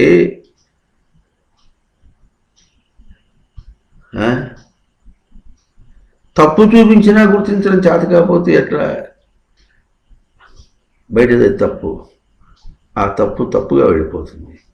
ఆ తప్పుగా వెళ్ళిపోతూ నిన్ను అపరాధంలో, నిన్ను ఎదగలేని స్థితిగా, తప్పుడు అలవాట్లు చేసుకునే స్థితిగా నిలబెట్టిపోతుంది. ఇది అపరాధం. మురారి అంటే కష్టమైంది. మా ఊళ్ళో ఎట్లాగే అంటారంటే అప్పటి వరకు వస్తా అంటే ఇది లక్షసార్లు చెప్పి ఇది చదివినప్పుడు మళ్ళీ ఎవరికే అంటాడు. మళ్ళీ ఇట్లా అప్పటి వరకు వస్తారంటే అప్పటిదాకా వస్తూనే ఉంటాడు. అప్పటికి వస్తాను దానికి వరకు ఎందుకు? ఇంకా అప్పటికి వస్తా సరిపోయింది కదా. అప్పటి వరకు అంటే up to that time I be coming అంటే వాక్యంలో సెన్సే లేదు అసలు. మా ఊరు ఇటే మాట్లాడతారంటే సెన్స్ని గుర్తించడం చేత కాకపోతే సమన్వయం ఎట్లా అవుతావు నువ్వు? ఆ వాక్యానికి నువ్వు చెప్పడానికి నీ భావాన్ని వ్యక్తం చేయడానికి లేదు. ప్రతి మాట నేను నోట్లను చూస్తుందంటే నీ ప్రవృత్తినన్నా నువ్వు చూపిస్తున్నావు. ప్రవృత్తిని నువ్వు ఎంత గ్రహిస్తున్నావో, గ్రహించలేకపోతున్నావో, efficiencies and inefficiencies are clearly expressed out. స్పష్టంగా చూపించబడుతుంది. 10 మాటలు చెప్పినప్పుడు మాటిగా చూసినప్పుడల్లా మురారే మూని నోరు 10 వేలు మూగించి కూడా మురారే అని అంటే మురారే అంటే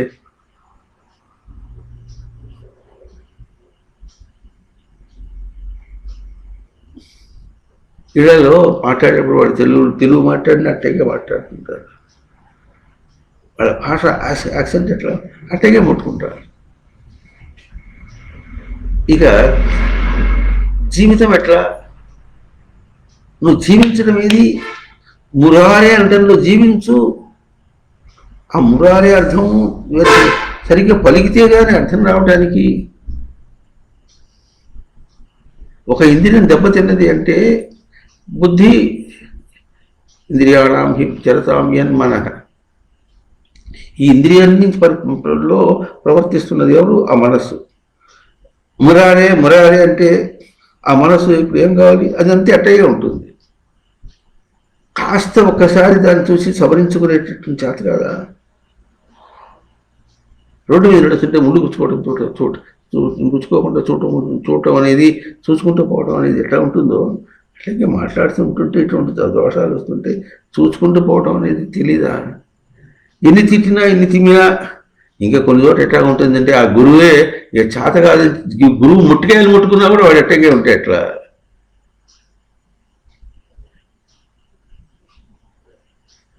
గురువు తీసుకుని తన ఎదురుకుండా గురువు తీసుకుని నీతో నేను బతకలేను, నీతో బతికితే నా చావు మేలుంటుంది అని చెప్పేసి వెళ్ళిపోయిన, లేకపోతే వెళ్ళిపోయినా నువ్వు తిను అని ఆయన తినకుండా మారిన, ఇటువంటి భౌతికంగా ఎన్ని ప్రయోగాలు చేసినా నా బుద్ధి మాత్రం మారదు, నా అలవాటు మాత్రం మారదంటే ఇక ఆ వ్యాప్తి ఏది? వేదం నీకేమర్థమవుతుంది? అన్ని పైపై వేషాలు వేసుకుని మాట్లాడు.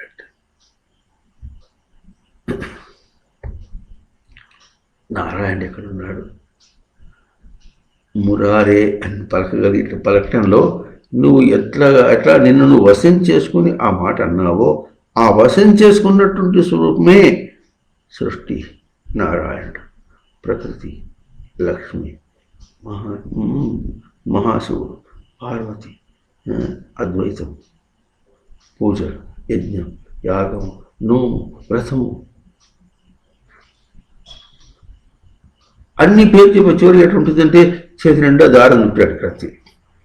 చివరి కొన్నాళ్ళుగా ఉంటే ఇంత లావు దారం ఉంటాయి, ఇన్ని కట్టాడు. వ్రతమంతా ఈ దారంలోనే ఉంది అంటే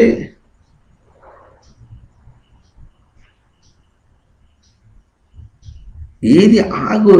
నీ పక్షం నువ్వు ఏం చేసావు? కొంచెం విచారణ చేయి. ఇప్పుడు ఏం చెప్పున్నా ఈ పూట గంట 11 నిమిషాలు అయింది ఇప్పటికి చెప్పుకుంటూ. గంట 11 నిమిషాల్లో ఏం చెప్పుకోవడానికి ప్రయత్నం చేశాము?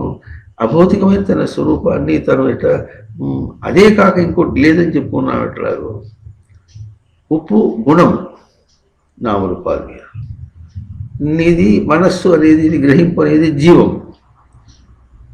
దేహమేమో మార్పులతో వచ్చింది. అది ఎందుకు మార్పులు చెందుతుంది?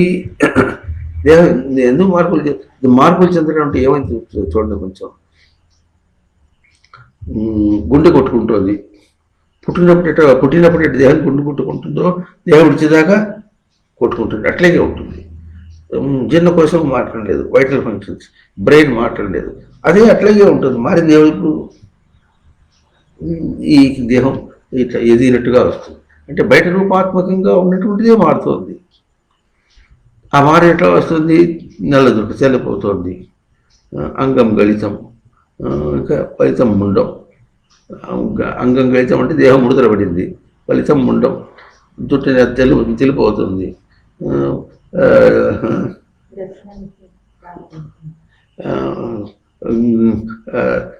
ఉర్ధోయాతి గృహీత్వా దండం. కర్రబట్టును పోతున్నాడు వాడు. అటు కర్రబట్టును పోయినా ముందైనా సరే గుండె కొట్టుకుంటుంది. ఎట్లా కొట్టుకోదు అట్లాగే కొట్టుకుంటుంది. అట్లా కొట్టుకోకపోతే అవుట్. ఏం మారింది?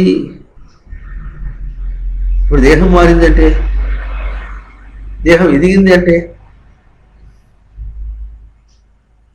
చిన్నప్పుడు పుట్టినప్పుడు ఇంతే ఉండి గుండెకాయ, ఇప్పుడు అట్లా ఎదిగి పెద్ద తర్వాత ఇంత అయింది. ఎదిగిన ఫంక్షనాలిటీ సేమ్. ఆ పాయింట్ మనకు కావాలి. దాని గుండె కొట్టుకోవడం అనేది ఒకటే ఉంది. మరి దాని దర్శనం చేయొద్దు. అట్లాగే it is always life, self identification of self, తను తాను గుర్తించడం అనేటటువంటిది ఎప్పుడూ ఒకటే, ఎప్పుడూ ఒకటే. అవివాలో ఉన్నా ఒకటే, సింహంలో ఉన్నా ఒకటే, మొండి మనిషిగా ఉన్నా సరే, జ్ఞాని మనిషిగా ఉన్నా కూడా ఒకటే. తన గ్రహింపు అనేది తనకున్నది, అది గ్రహింపే. అయితే ఆ గ్రహింపే ఫెయిల్ అయిందంటే అప్పుడు ఏం చెప్పాలి? ఫెయిల్ అయిన గ్రహింపు, ఫెయిల్ కానటువంటి గ్రహింపు, తప్పిన గ్రహింపు, తప్పని గ్రహింపు అని ఉంటుందా? తప్పితే అది గ్రహింపే కాదు. గ్రహింపు అంటే గ్రహింపు. అన్నమైతేనేమి మరి సున్నమైతేనేమిరా ఈ పాడు పొట్టకు ఏమైందా ఏమైందా సున్నమే వేద్దామని అనదుకు అన్నమే వేద్దామండి. ఇక అన్నమా లేదా? పొట్టేమో పాడు పొట్ట, దానికి ఏమేయాలి? అన్నమే.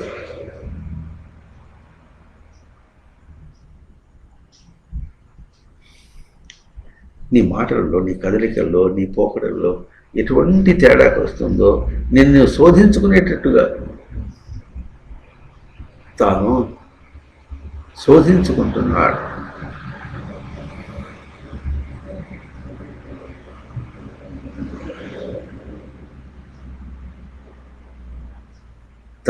తన గ్రహింపుని వెతుక్కుంటున్నాడు, చెలుక్కుంటున్నాడు. వెతుక్కుంటున్నా మంచిదే, కనీసం కెలుక్కుంటున్న వాడికి ఎట్లా అర్థమవుతుంది? వెతికితే అన్నా ఇప్పుడు కావచ్చు రేపన్నా కనిపిస్తుంది. శోధిస్తే ఇంకా బాగా ఉంటుంది. శోధన వేరు, వెదకట వేరు. శుద్ధిగా వెదకట శోధన.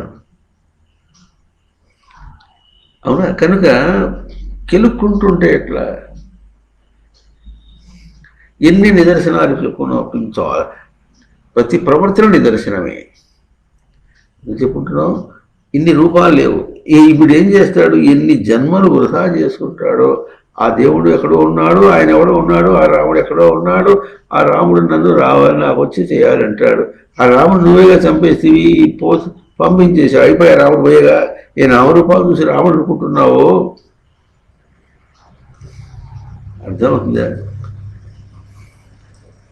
అక్కడ కూడా గుర్తింపు లేదు, పద్ధతి అవగాహన లేదు. ఆలయం కట్టుంటే ఆలయం కట్టవద్దే.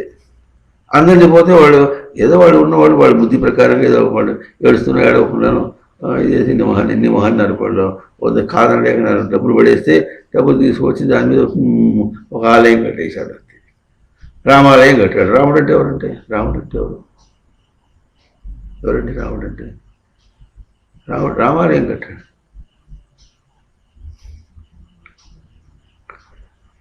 రాముడు అంటే తెలియకుండా ఎట్ట కట్టావు? రాముడికి ఆలయం అంటే ఎక్కడ ఉంటుంది తెలియకుండా ఎట్ట కట్టావు?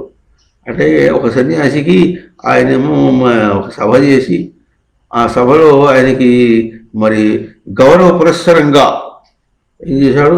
నెత్తి మీద బంగారు కిరీటం పెట్టాడు. నెత్తి మీద మొహం, ముసలి మొహం, పనికిరాని మొహం అయిపోయింది, ఇంత ఉంది అది. దానికేమో కిరీటం పెట్టాడు. ఇప్పుడు ఆ కిరీటం పెడితే, బంగారం కిరీటం నెత్తి మీద పెడితే గౌరవింపబడుతుంది, గౌరవించుట అనేది వీళ్ళు అనుకున్నారు. బుద్ధి లేని వాళ్ళు వీళ్ళు అనుకుంటే, బుద్ధి ఉన్న వాళ్ళు ఆయన అనుకోవద్దు అది కాదని. అయ్యా అట్ట కాదండి, మీ మఠానికి మీరు వాడుకుంటారండి. ఆశ్చర్యం, నా డబ్బులు ఇస్తే వాడు ఇస్తే సరిపోతుందిగా. ఆ సన్యాసికి అది కనుక అభిషేకం చేసి పరిగ్రహ దోషం కల్పిస్తే అది ఏమన్నా ధర్మకార్యమా? ధారణ కార్యమా? ధర్మకార్యమా అంటే ధారణ కార్యమా? ఏం ధారణ చేయాలి? సన్యాసిని ధరించేటటువంటి కార్యక్రమం అది కాదుగా. సన్యాసికి సేవ చేసినట్టు కార్యక్రమం అవుతుంది, వాళ్ళకి కాలే.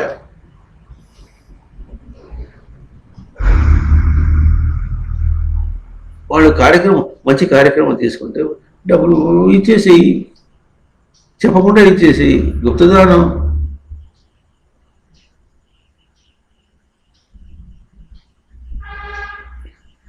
ఇప్పుడు ఎవరిని పోల్చి చెప్పాలి? ఒక మూర్ఖుడితో పోల్చి చెప్పాలా? చివరికి ఒక సన్యాసి కూడా చేస్తే ఎట్లా? ఆయనకి ఇప్పుడు చాలా గుళ్ళు ఉన్నాయి. ఆ బంగారం కిరీటం పెట్టుకున్న ఆయనకి చాలా గుళ్ళు ఉన్నాయి. వీళ్ళందరూ కూడా భక్తులు అనుకుంటున్న వాళ్ళు. మరి ఇక్కడేమో మరి ఏదో పరమశివుడు, అక్కడ ఏదో పెడతాడు, ఇంకోటి పెట్టుకుని, అక్కడ ఇటువైపు ఏమో ఆయన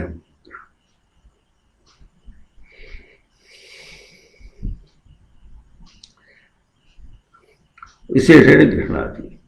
అక్కడ చూస్తే ఏం కనిపించింది? ఆయన మీద చాలా గొప్ప భావాలు మనుషులకి చాలా ఉన్నాయి. ఒకదాంతో తేలిపోయింది. బంగారం కిరీటం పెట్టేసుకునే వాళ్ళకి ఇది ఎట్లా ఉంటుంది? వాళ్ళు పిలిచారు సరే, తౌదురు మనవాడు పోయినా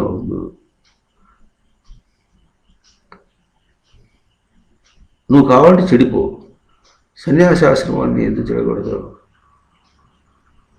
సన్యాసాశ్రమం పవిత్రమైనటువంటిది.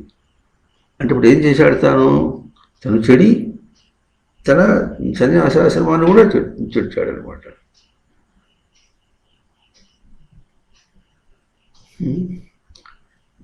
దుకాణానికి పోతే వాళ్ళంతా ఎవరు ఉంటారు, ఈ జ్యువెలరీ మర్చెంట్స్ వాళ్ళు ఉంటారు. వాళ్ళ దగ్గర పోయి గల్లా పెట్టి చేయబడితే 1,00,000 చేతికి ఇస్తాడు. చేసాడు. ఆయన వస్తున్నారంటే ఓ పెద్ద గోల, అది ఏనుగు వచ్చినట్టు కుక్కలు పడ్డట్టుగా పురుగు వచ్చినట్టుగా ఓ గోల గోల. ఆయన వస్తున్నాడు, రండి రండి రండి.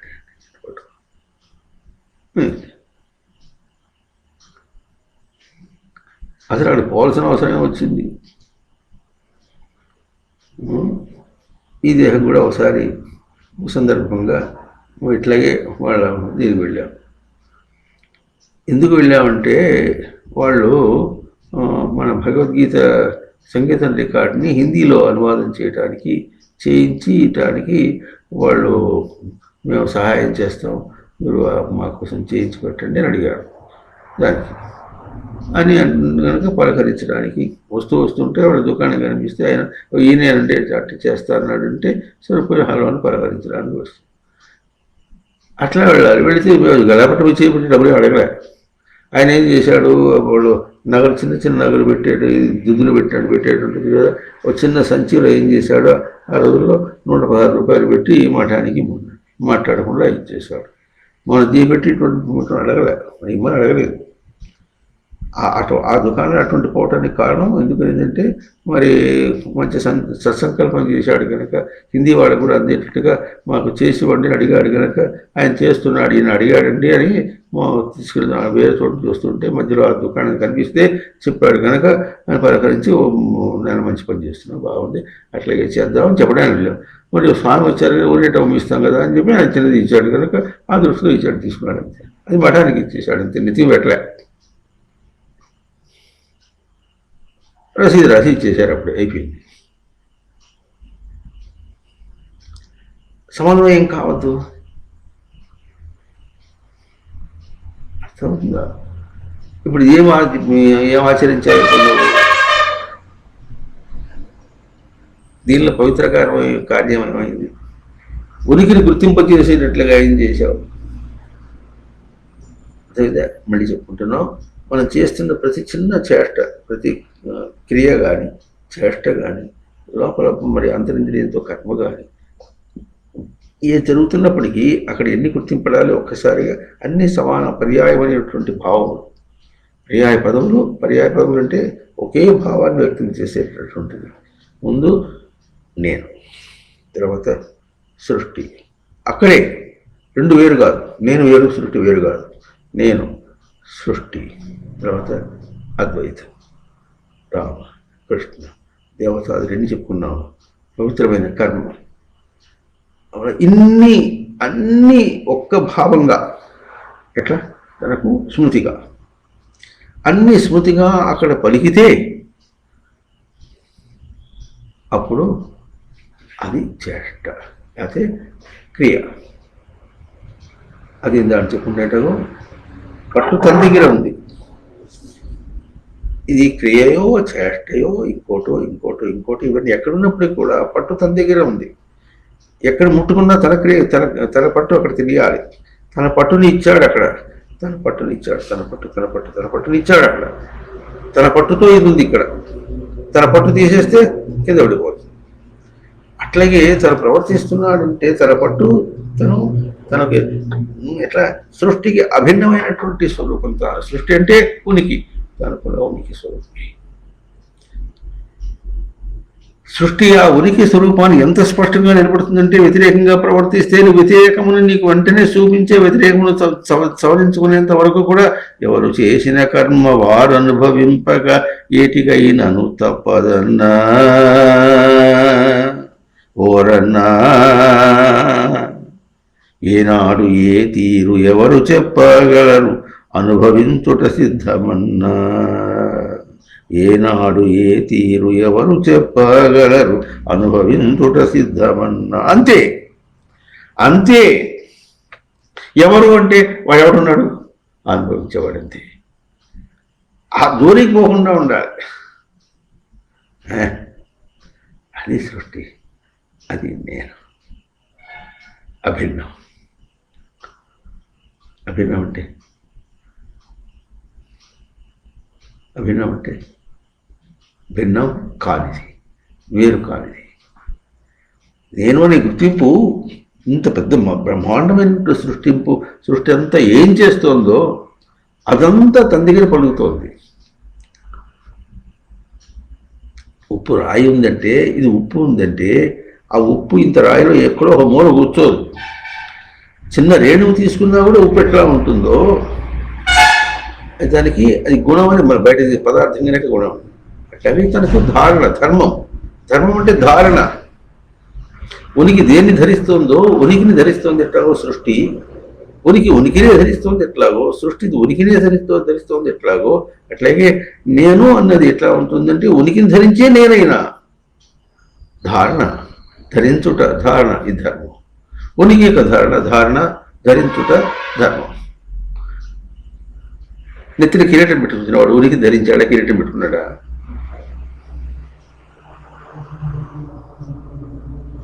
గబుక్కుని జారిపోతే చేత కాదు. భక్తులు ఏం చేస్తారంటే, సన్యాసి కూడా వాళ్ళ మర్యాదలు, వాళ్ళ గౌరవాలు ఎట్లా ఉంటే వాళ్ళు ఊహించుకుంటారు. ఎట్లా ఉంటుందంటే, మరి ఎవరైనా గొప్ప వాళ్ళు వస్తే ఎట్లా ఉండాలంటే, ఆయనకి సిల్క్ బట్టలు ఇచ్చి అవి ఇచ్చి చేసి ఆయన పెళ్లి కొడుకు చేసినది చేస్తారు. శవానికి పూలమాలలు శవాలకి వేస్తారు, మనుషులకి వేస్తారు. అంటే ఎవరు చెప్పాడండి?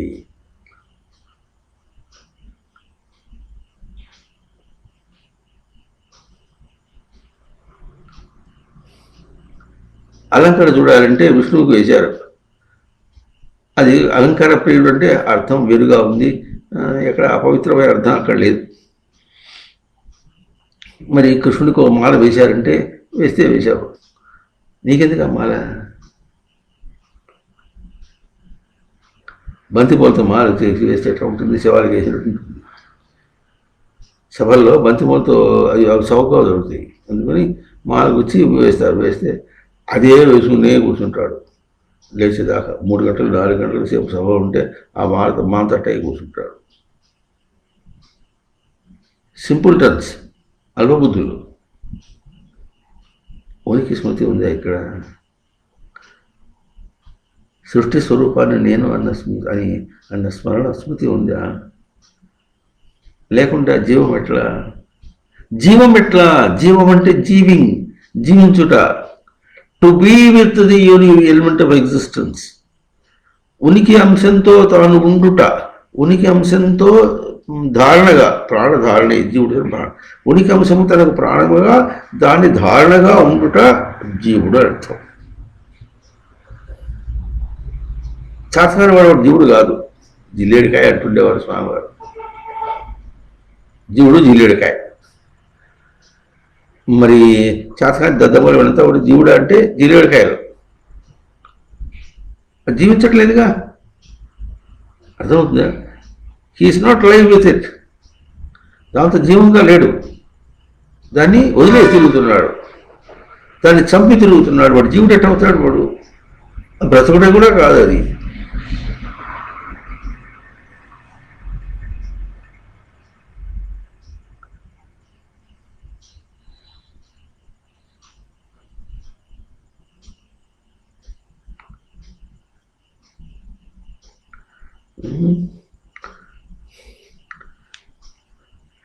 ఏ తీరుగనను దయచూచెదవో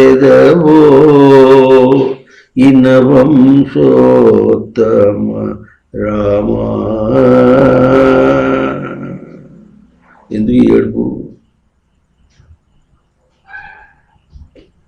ఇది ఒక గారవ, ఇది ఒక భక్త్య. ఉనికి స్మృతి ఉందా? రాముని యొక్క స్మరణ ఉందా అక్కడ?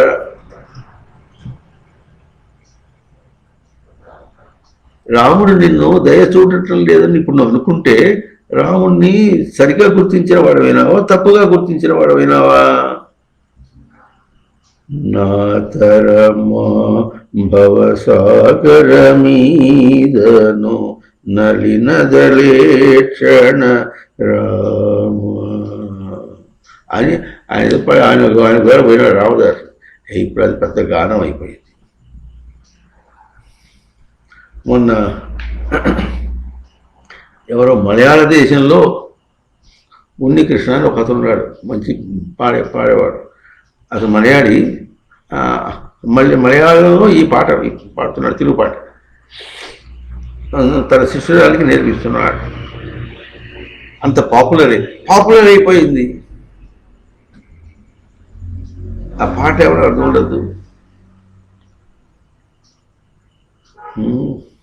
శ్రీ రఘునందన సీతారమణ శ్రితజన పోషక రామ అని చూడు చచ్చినట్టు పాడాడు. ఈ పాట మనం కూడా రామదాస్ కీర్తనలో పిల్లల కోసం దానిలో మంచి కొంచెం గుర్తుగా పట్టుకోవడానికి పసివాడి కోసం కొన్ని రికార్డ్ చేసినప్పుడు ఈ పాట కూడా రికార్డ్ చేసాం. ఆ రికార్డ్ చేసినప్పుడు మనం 2 చరణాలే తీసుకున్నాం. ఆ 2 చరణాల్లో మనం రాముని నిందించినట్టుగా కాకుండా మన గ్రహించడానికి, మన గ్రహింపు యొక్క దోషాన్ని చూచేటట్టుగా 2 చరణాలు బాగున్నాయి.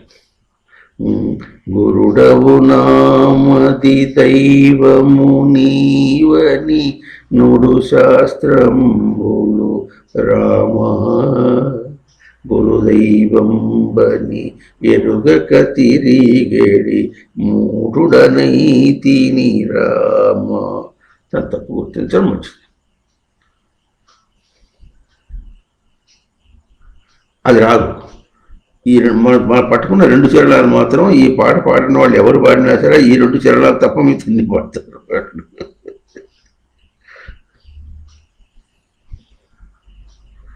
తాండవమున అఖిలాండ కోటి బ్రహ్మాండ నాయక రామా బంధనమున నీ నామము తలచిన బ్రహ్మానందము రామ. ఈ 2 చరణాలు కూడా పాటలో ఉన్నాయి.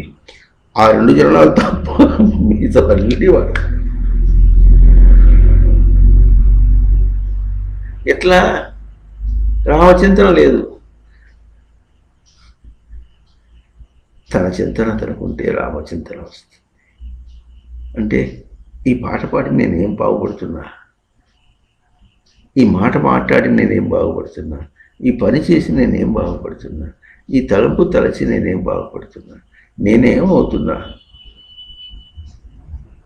ఇది ఆప్తి, అష్ట ఆప్తి అన్న అంశము తనకు లైవ్గా, తనకు జీవంగా, జీవం అంటే ప్రాణధారణే. ప్రాణశబ్దానికి ప్రథితం ఆనయతీతి. రచించింది ఎట్లాగో దాన్ని తీసుకోవటం అంటే ఎట్లా ఉంటుందో అది ఆ ప్రాణం, దాన్ని ధారణ. నీకేం రచించింది స్మరణ, దాన్ని తీసుకోవాలి, అది ప్రాణం. దాన్ని ఆ ప్రాణము ధారణ, ప్రాణధారణ, అది జీవం. అది నిలుపుతుంది. సృష్టి నిలిపిన జీవం అది. సృష్టి ఇచ్చిన జీవం ఒకటి, నిలిపిన జీవం ఒకటి. అక్కడ సమన్వయమైంది. అందువల్ల ఇంతమంది ప్రాణులు ఉన్నప్పటికీ కూడా, ఇంతమంది ప్రాణులు గుర్తించకుండా ఠలాయించి తిరిగినప్పుడు కూడా ఇది తప్ప ఇంకోటి వాళ్ళు తీసుకోకుండా చేసినటువంటి వ్యాప్తి అష్ట, అది వేదం. ఇది ఆ వేదములో ఎందుకు ఇంతగా చెప్పుకుంటున్నామంటే, వేదంలో ఏమంటుంటుంది? యజ్ఞం, ఆ యజ్ఞం, ఈ యజ్ఞం పెట్టినట్టుగా ఉంటుంది, అట్లా కనిపిస్తున్నట్టుగా ఉంటుంది. కానీ దాని వెనక ఇట్లా ఉంటుందని చెప్పడం కాదు. ఉనికి సత్చిత్తార్థముడు ఎందుకు చెప్పుకుంటున్నామంటే, ఇప్పుడు భగవద్గీతని మనం సాంఖ్యయోగం చెప్పుకుంటున్నాం. శ్లోకాలని పై ఎంత చెప్పినా వాటిని దూరంగా పెట్టి చెప్పినట్టుగా ఉంటే దాని విలువ మనకు తెలియదు. వేదం కూడా అట్టే జరుగుతుంది. అసలు వేదం గురించి చెప్పేవాళ్ళు ఎవరున్నారు? వేదం వల్ల వేసేవాళ్ళు ఉన్నారే కానీ వేదం చెప్పిన వాళ్ళు ఎవరున్నారు? ఇప్పుడు ఎప్పుడున్నారు అసలు? ఇప్పుడు కాదు, ఎప్పుడున్నారు?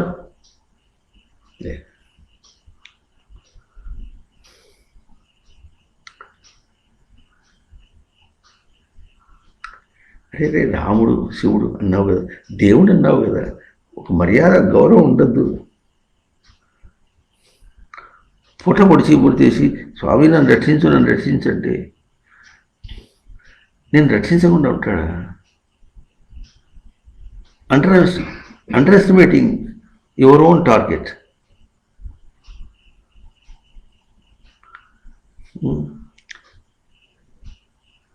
పది గంటలు అయితే చర్చిలో గంటలు కొడతారు ప్రార్థన అని, నన్ను రక్షించు, నా కొడుకులు రక్షించు, దీంట్లో దొంగలు పడకుండా వచ్చి ఇవి చెప్పడం, ఇది చేయటం, ఇది ఆ మాత్రం తెలియని అది దరిద్రముండా కొడుక కృష్ణును దేవుడును ఆ వెంకటేశ్వరుడు దరిద్రముండా కొడుకులా వాళ్ళు. ఆ బుద్ధితో అక్కడికి పోతే ఎట్లుంటుంది? అది ఆలయమా?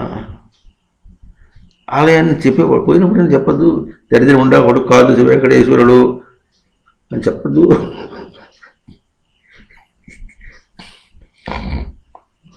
అవునా? దీనికి ఒక చిన్న సెన్స్ చెప్పుకుంటున్నాం అప్పుడప్పుడు. మనకు రోజు చెప్పుకునే వాళ్ళు ఈ మధ్య చెప్పలేదు, ఇప్పుడు ఒకసారి మళ్ళీ మనల్ని చేద్దాం. ఎట్లా ఉంటుందంటే, తెల్లవారు లేచిన తర్వాత కొడుకు కానీ కూతురు కానీ అమ్మ దగ్గరికి పోయి, అమ్మ ఇవాళ నా కోసం బియ్యం పోసి అన్నం వండుతున్నావా అని అడిగితే ఎట్లా ఉంటుంది?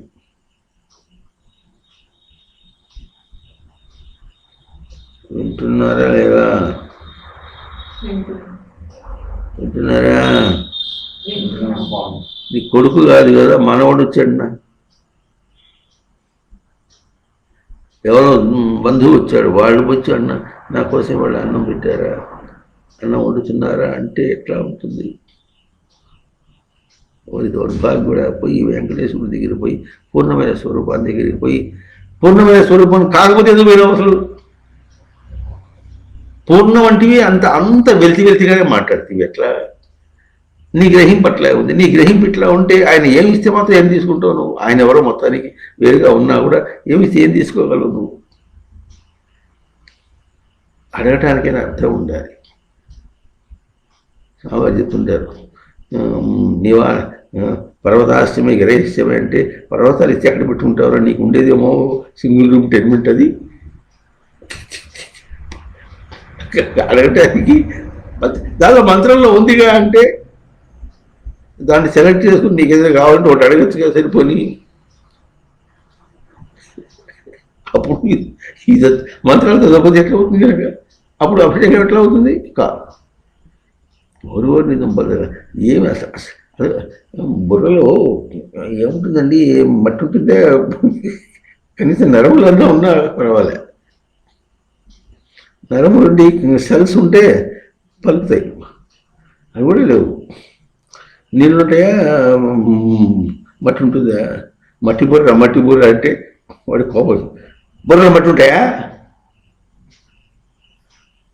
నీ బుర్రలోనే మట్టి ఉంటుంది అంటాడే కానీ ఏం భావాలరా? మట్టి భావాలంతా కూడా. మట్టి భావాలంటే ఏ మాయేనో జన్మ మట్టి పాలాయేనో అంతే.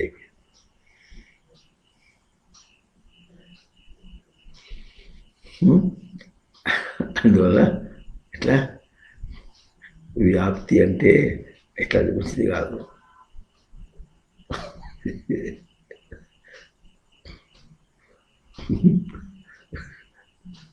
కెమిస్ట్రీ చెప్పుకుంటూ చిన్నపిల్లలకి చెప్పాలంటే సైన్స్ మాస్టర్ ఏం చేస్తాడంటే, ఏదో దీనిలో నుంచి ఇది పోస్తే ఇది అట్లా అవుతుంది అంటే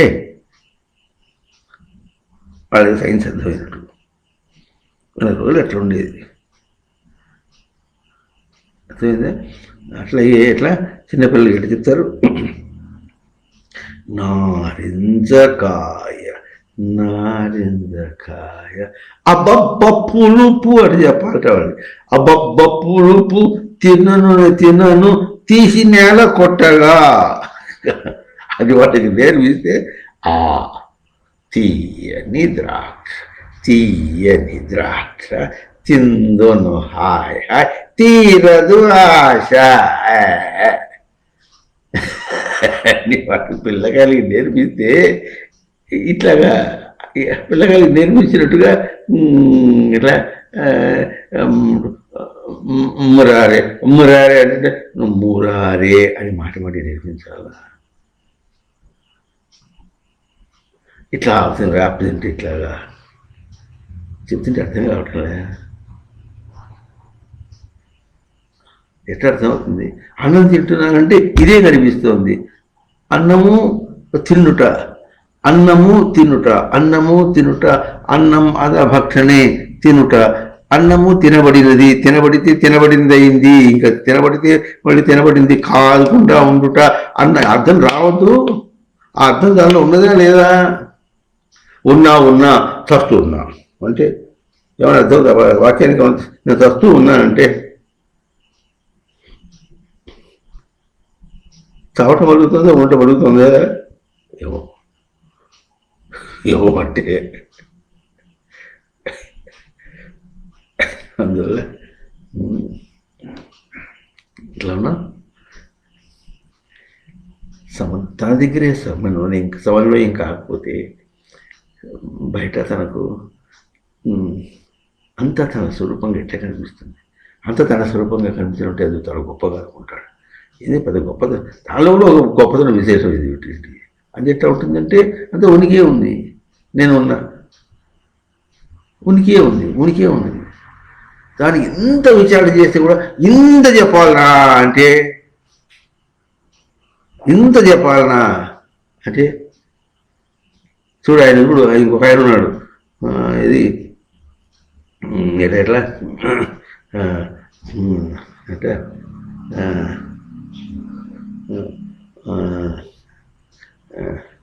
పేరేంటిది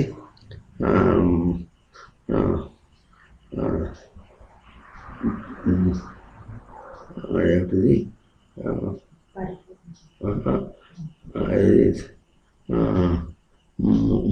3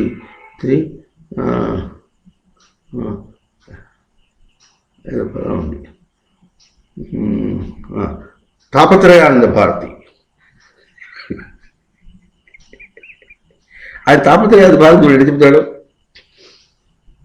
తాపత్రయం అంతా బాగా చెప్పేస్తాడు. పేరేంటి? తాపత్రయానంద భారతి. తాపత్రయుడు ఆనందిస్తాడు. ఆయన చెప్తాడు, ఎంత బాగా చెప్తాడు. అసలు ఆ మాట్లాడగలిగామంటే తను ఎక్కడున్నాడు, తన స్టేటస్ ఏమి, ఎంత షో ఆఫ్ దీనిలో కూడా, వేదాంతంలో కూడా షో ఆఫ్.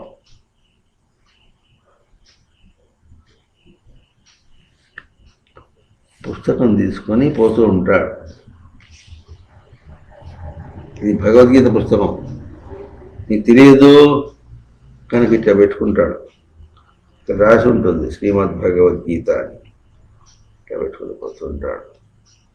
ఇంకా అవసరమైతే మొహాన్ని గడ్డ పెట్టుకుంటాడు. నా మొహం ఏం చూస్తారు, ఇది చూడండి నేనే ఇది అని పెట్టుకోవద్దు అని పెట్టుకుని పోయేవాడికి, ఇది చూపించుకునేవాడికి ఏమన్నా భగవద్గీత అర్థమవుతుందా? ఆ భగవద్గీత పుస్తకం రాశాడు. ఇంకా ఒకటి భగవద్గీత కూడా కాదు, ఇంకేం రాశాడంటే నేనెవరు ఆయన పుస్తకం రాసేది ఎవరు ఏంటి, నేనెవరు ఆయన పుస్తకం రాశాడు. నేనెవరు పుస్తకం రాశాడు, కానీ దానిలో ముందు ఆయన ఫోటో ఉంటుంది.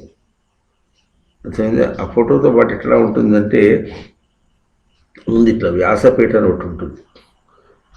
వ్యాసపీఠ అంటే ఇట్లా చెక్క ఇట్లా ఉండి ఇట్లా ఉంటుంది, దానిలో పుస్తకం పెట్టుకునేట్టుగా ఉంటుంది. ఆ పుస్తకంలో ఎట్లా ఉంటుందంటే మొదటి పేజీ ఉండదు,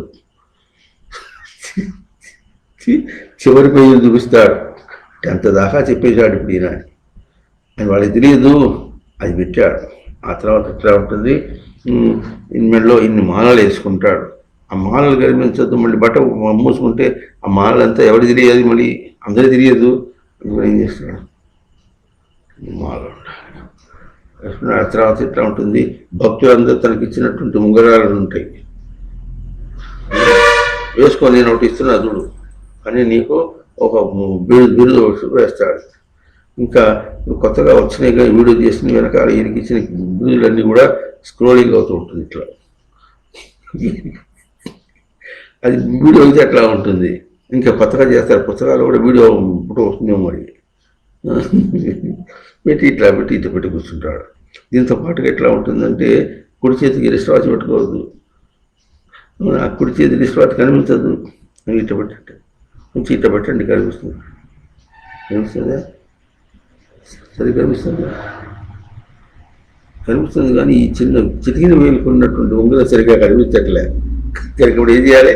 ఇట్లా పెట్టి ఇట్లా కొంచెం లేపండి, అటు లేపు కనిపిస్తుంది. ఇది లేపుతుంటే రిస్ట్ వాచ్ కనిపించట్లే సరిగ్గా. ఇది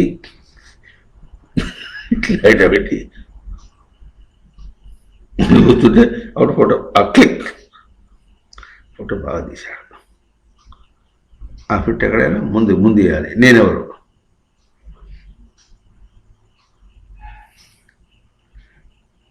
వ్యాప్తి ఏది?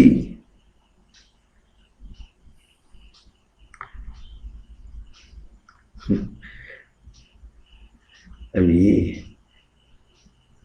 మహర్షుల వాక్కులు,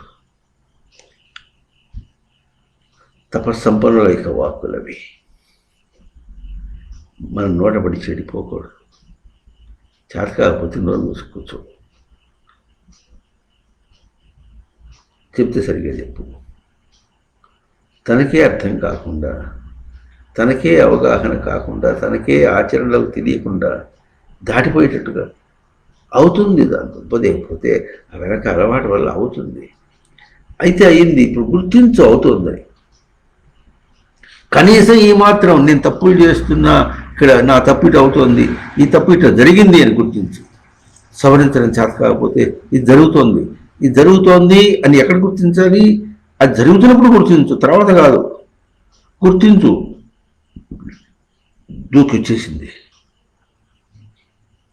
దూకి వచ్చింది, నేను ఏనాడు బాగుపడాలి అని నిన్ను తిట్టుకో.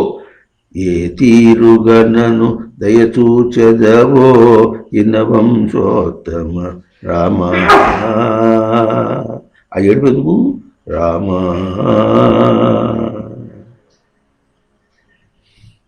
ఏ చేయాలి? ఏ తీరుగా నీవు రక్షింపబడేదావో ఓ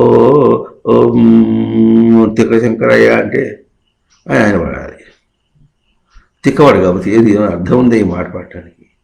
మరి రామదాసు అంటే ఆయన ఎందుకు బాగా రాసిపడ్డాడు, నీకెందుకు? నేను చేతనేది పని చేశాడు, అదేమైనా ప్రమాణమా నీకు? చదువుతుందా లేదా? ఆయన చేతనంటే ఆయన దేవుడు బతికాడు, రాముడి గురించి చింతించాడు, ఎటు చింతించాడో ఎవరు గోలవాడు పడ్డాడు, అయిపోయింది. ఆయన్ని ఆయన తప్పించవలసిన అవసరం కాదు. దానిని ప్రమాణంగా తీసుకుని దానివల్ల ఇంకా ఏ తీరుగా నన్ను దయ చూచెదవో ఇన్న వంశోత్తమ తాళం అనవు కాదు, ఇది రూపక తాళం ఉంటారు, ఏదో తాళం వేసి ఇన్న వంశోత్తమ రామ అని తాళం వేసుకుంటూ పడితే రామదాసు తాళం వేసుకుని పడ్డా.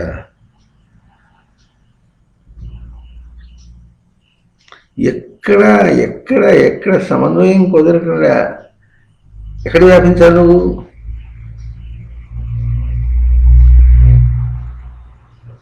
కర్మకాండ చెప్పినా వేదం, జ్ఞానకాండ చెప్పినప్పటికి కూడా అంత తనకు తన దర్శనమే. దాని అటు వేరు చేసి దీనిట వేరు చేస్తేవి. కర్మకాండ వేరు, జ్ఞానకాండ వేరు అంటాడు. ఎట్లుంటుంది ఏంటి? వేదంలో ఉపనిషత్తులో ఒకటి ఉంటుంది, భారతం అంతాలో ఎక్కడ ఉంది? భగవద్గీత ఒక చోట ఉంటుంది అంతే కదా. శ్రీకృష్ణార్జున సంవాది ఎక్కడ? భీష్మ పర్వంలో. అట్లా చెప్పుకుంటూ పోతుంది, దాని మధ్యలో వస్తుంది ఉపనిషత్తు వస్తుంది. ఉపనిషత్తు ప్రమాణంగా మిగతావన్నీ అర్థం చేసుకోవాలి. అంత చదివేంత ఓపిక ఏది? ఓపిక అంటే మీకు ఓపిక ఎట్లా వస్తుంది తెలిసిన? ఓపిక అనేది తనకు ఎట్లా గుర్తింపడుతుందంటే తను చెదిరిపోకుండా ఉంటామని తెలుస్తుంది ఓపిక. తర్వాత చేద్దాంలే పెట్టవలసింది కనుక ఆ పని ఉంది ఈ పని ఎక్కడ పరిగెత్తాలి. ఆట కాదు, రాముడు అంటే గొప్ప. అంతా ఇది ఈ రోజుల్లో అంతా చదవడం అయిపోయింది, వయసు అయిపోయింది. ఏం చేయాలి నువ్వు? స్వామిని నమ్మకంగా పెట్టుకో. ఇంకా లేకపోతే ఇట్లా భగవద్గీత పెట్టుకో, చదువుకో, మననం చెయ్యి అని చెప్పాలి. చదువు చేసింది మననం చేసుకుంటున్నావు అంటే పని చెయ్యి, ఇదివరకు చేయకపోతే ఇప్పుడు ఆ పని చెయ్యి అని చెప్పాలి. చాలే అంత చేయకపోతే మరే పర్వాలేదు, ఇదివరకు చేసావుగా, అది అకౌంట్లో ఉంటుంది.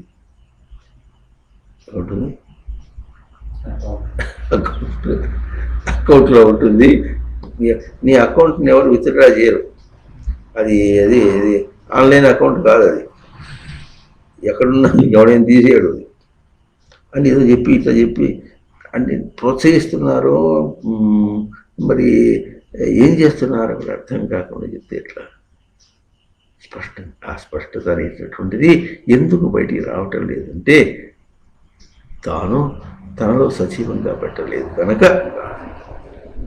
ఇది బాగా తెలుస్తుంది. ఒక భావాన్ని తను వ్యక్తం చేయాలంటే నిజమైన భావాన్ని తనలో గుర్తించడం, వ్యక్తం చేయడం అనేటటువంటిది తనకది ముఖ్యం. బాగా తవ్వి తవ్వి తవ్వి తవ్వి తవ్వి తవ్వి ఇట్లా గ్రహింపుకి, లోపలిది గ్రహింపుకి రావడం, అది తవ్వడం అంటే.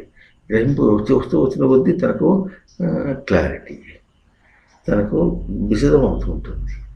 ఇది తనకు బ్రహ్మస్వరూపం, అది తనకు అష్టలక్షణం.